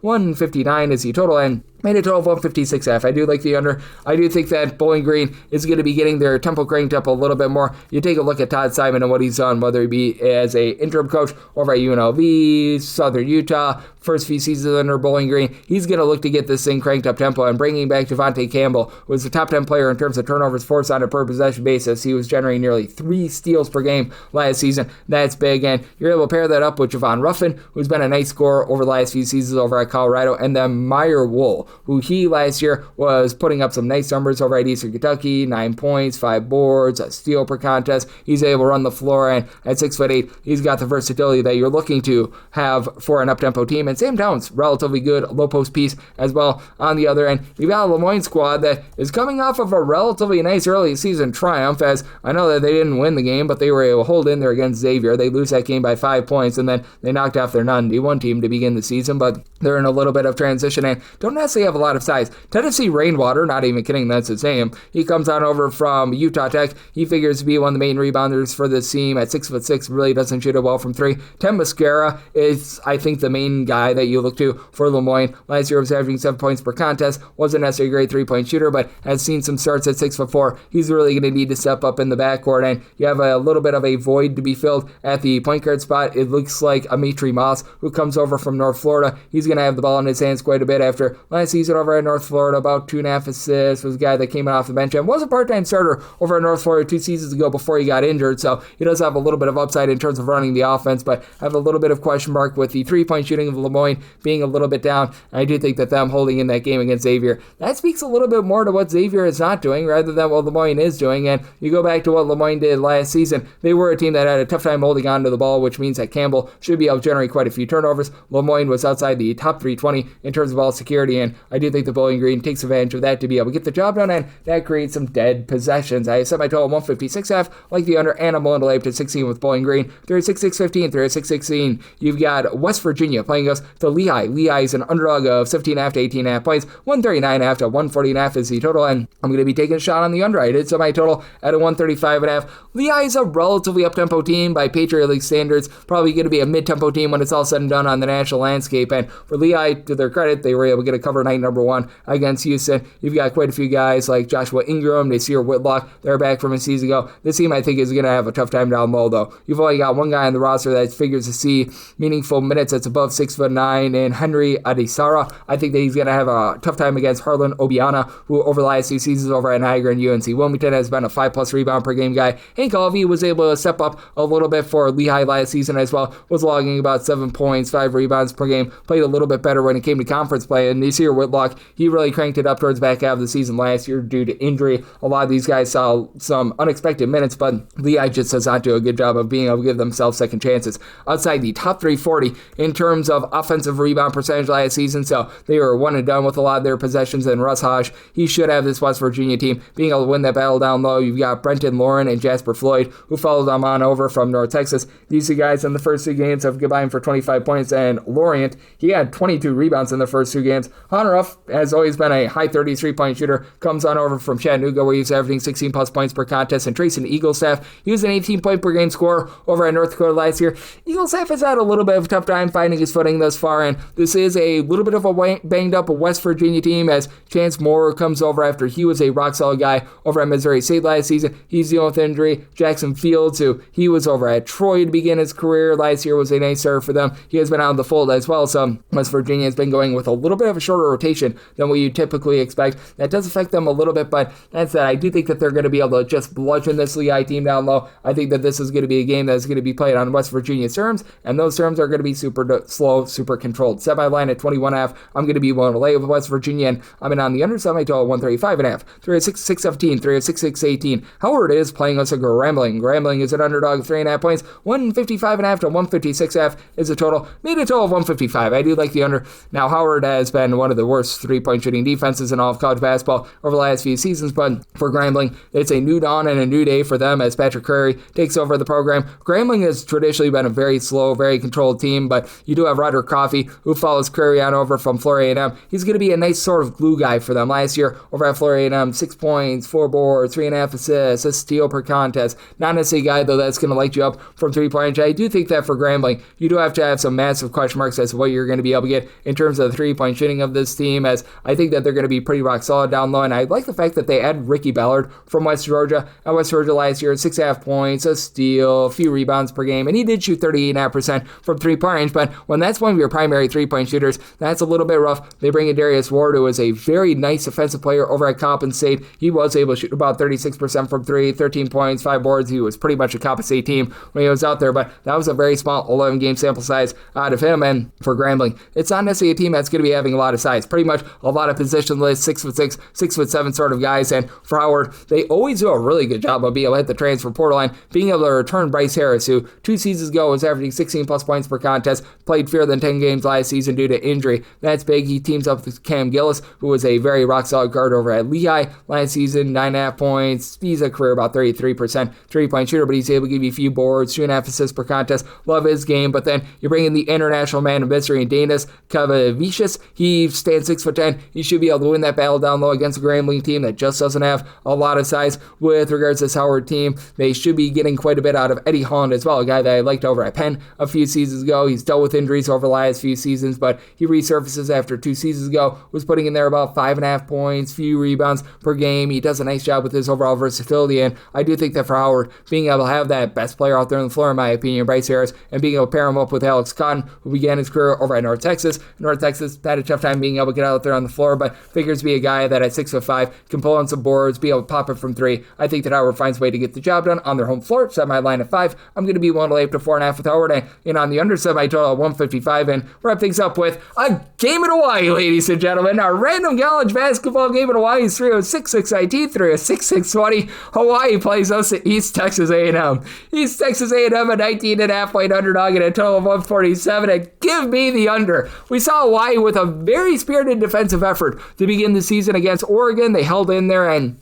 Hawaii actually got down in that game 16 points, and then they reeled off something like a 16-0 run. Hawaii has always been a really good team on the glass. Last year, a top 30 team with regards to rebound percentage, and East Texas A&M, I just don't think is going to be able to hold a candle to them down low. You've got an East Texas A&M team that was well outside the top 300 with regards to rebound percentage last season. Having that lack of size, I think, is really going to be taking a lot out of them. And then for Hawaii, even though it's a little bit of a new-look team from a season ago, you do return the top scorer in Yetis Nemishka. Nemishka was giving you like 13 points per contest, comes on over from Xavier. He's able to shoot in the mid-30s from three-point range. That does a really nice job in terms of being able to elevate this team. And for East Texas A&M, you just have nobody on this roster that's able to match up with them. East Texas A&M has always been like a top 75 team in terms of turnovers forced on a per possession basis. That said, you've also got a bunch that they just don't necessarily have a lot of guys that are going to be able to pop it from three-point range. They, last season, were one of your worst three-point shooting teams in all of college basketball. They've got Tate Mosher back in the fold, who began his career over at East Carolina. He had 6'7" last year, gave the team 5.5 points, but he pulled in there less than 3 rebounds per game. That's really where this team is going to be going wrong. I think that Hawaii is going to be able to really control things on the glass. Now, the add of Rodney Harrison, who comes on over from Tarleton State, is nice.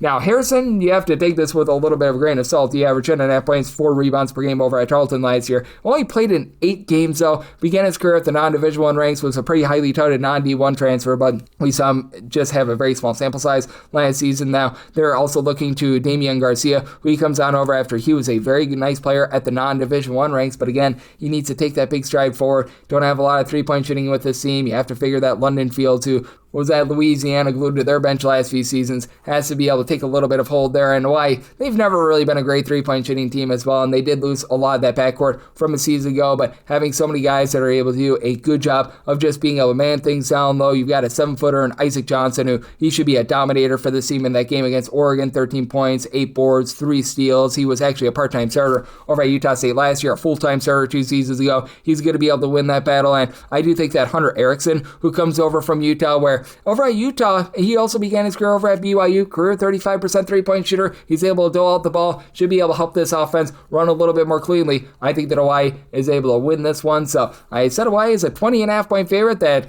travel for East Texas A&M is going to be quite a bit, so I'm going to be willing to lay with Hawaii, and I'm in on the under as well, and that'll wrap things up for the Sunday edition of Coast to Coast Hoops, now part of the VSiN Family Podcast. Big thanks to Matt Josephs, aka Mid-Major Matt, for joining me in the last segment. If you do like hearing from this fine podcast, Coast to Coast Hoops, you're able to subscribe wherever your podcasts, Apple Podcasts, Google Play, Spotify, Stitcher, and TuneIn. If you have a question, comment, segment idea, what have you for this podcast, you do have one of 2 ways to fire those in. First one is my Twitter/X timeline at gunit_81. Keep in mind, letters CM, they mean does not matter. So, per usual, please send these into the timeline. And the other way is find an Apple Podcast review. If you rate this podcast 5 stars, it is very much appreciated. From there, you're able to fire in whatever you'd like to hear on this podcast via the 5-star review. And I am with you guys every single day on this podcast, regular season and off season. Now that the season is back, the picks are back. Every single game, every single day. So I will be back with you once again tomorrow. Thank you.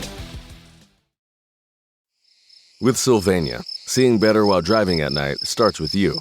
Because headlight bulbs dim over time and can lose up to 50 feet of visibility before burnout. That's why you shouldn't wait. Upgrade your drive with brighter lights for better visibility on the road ahead.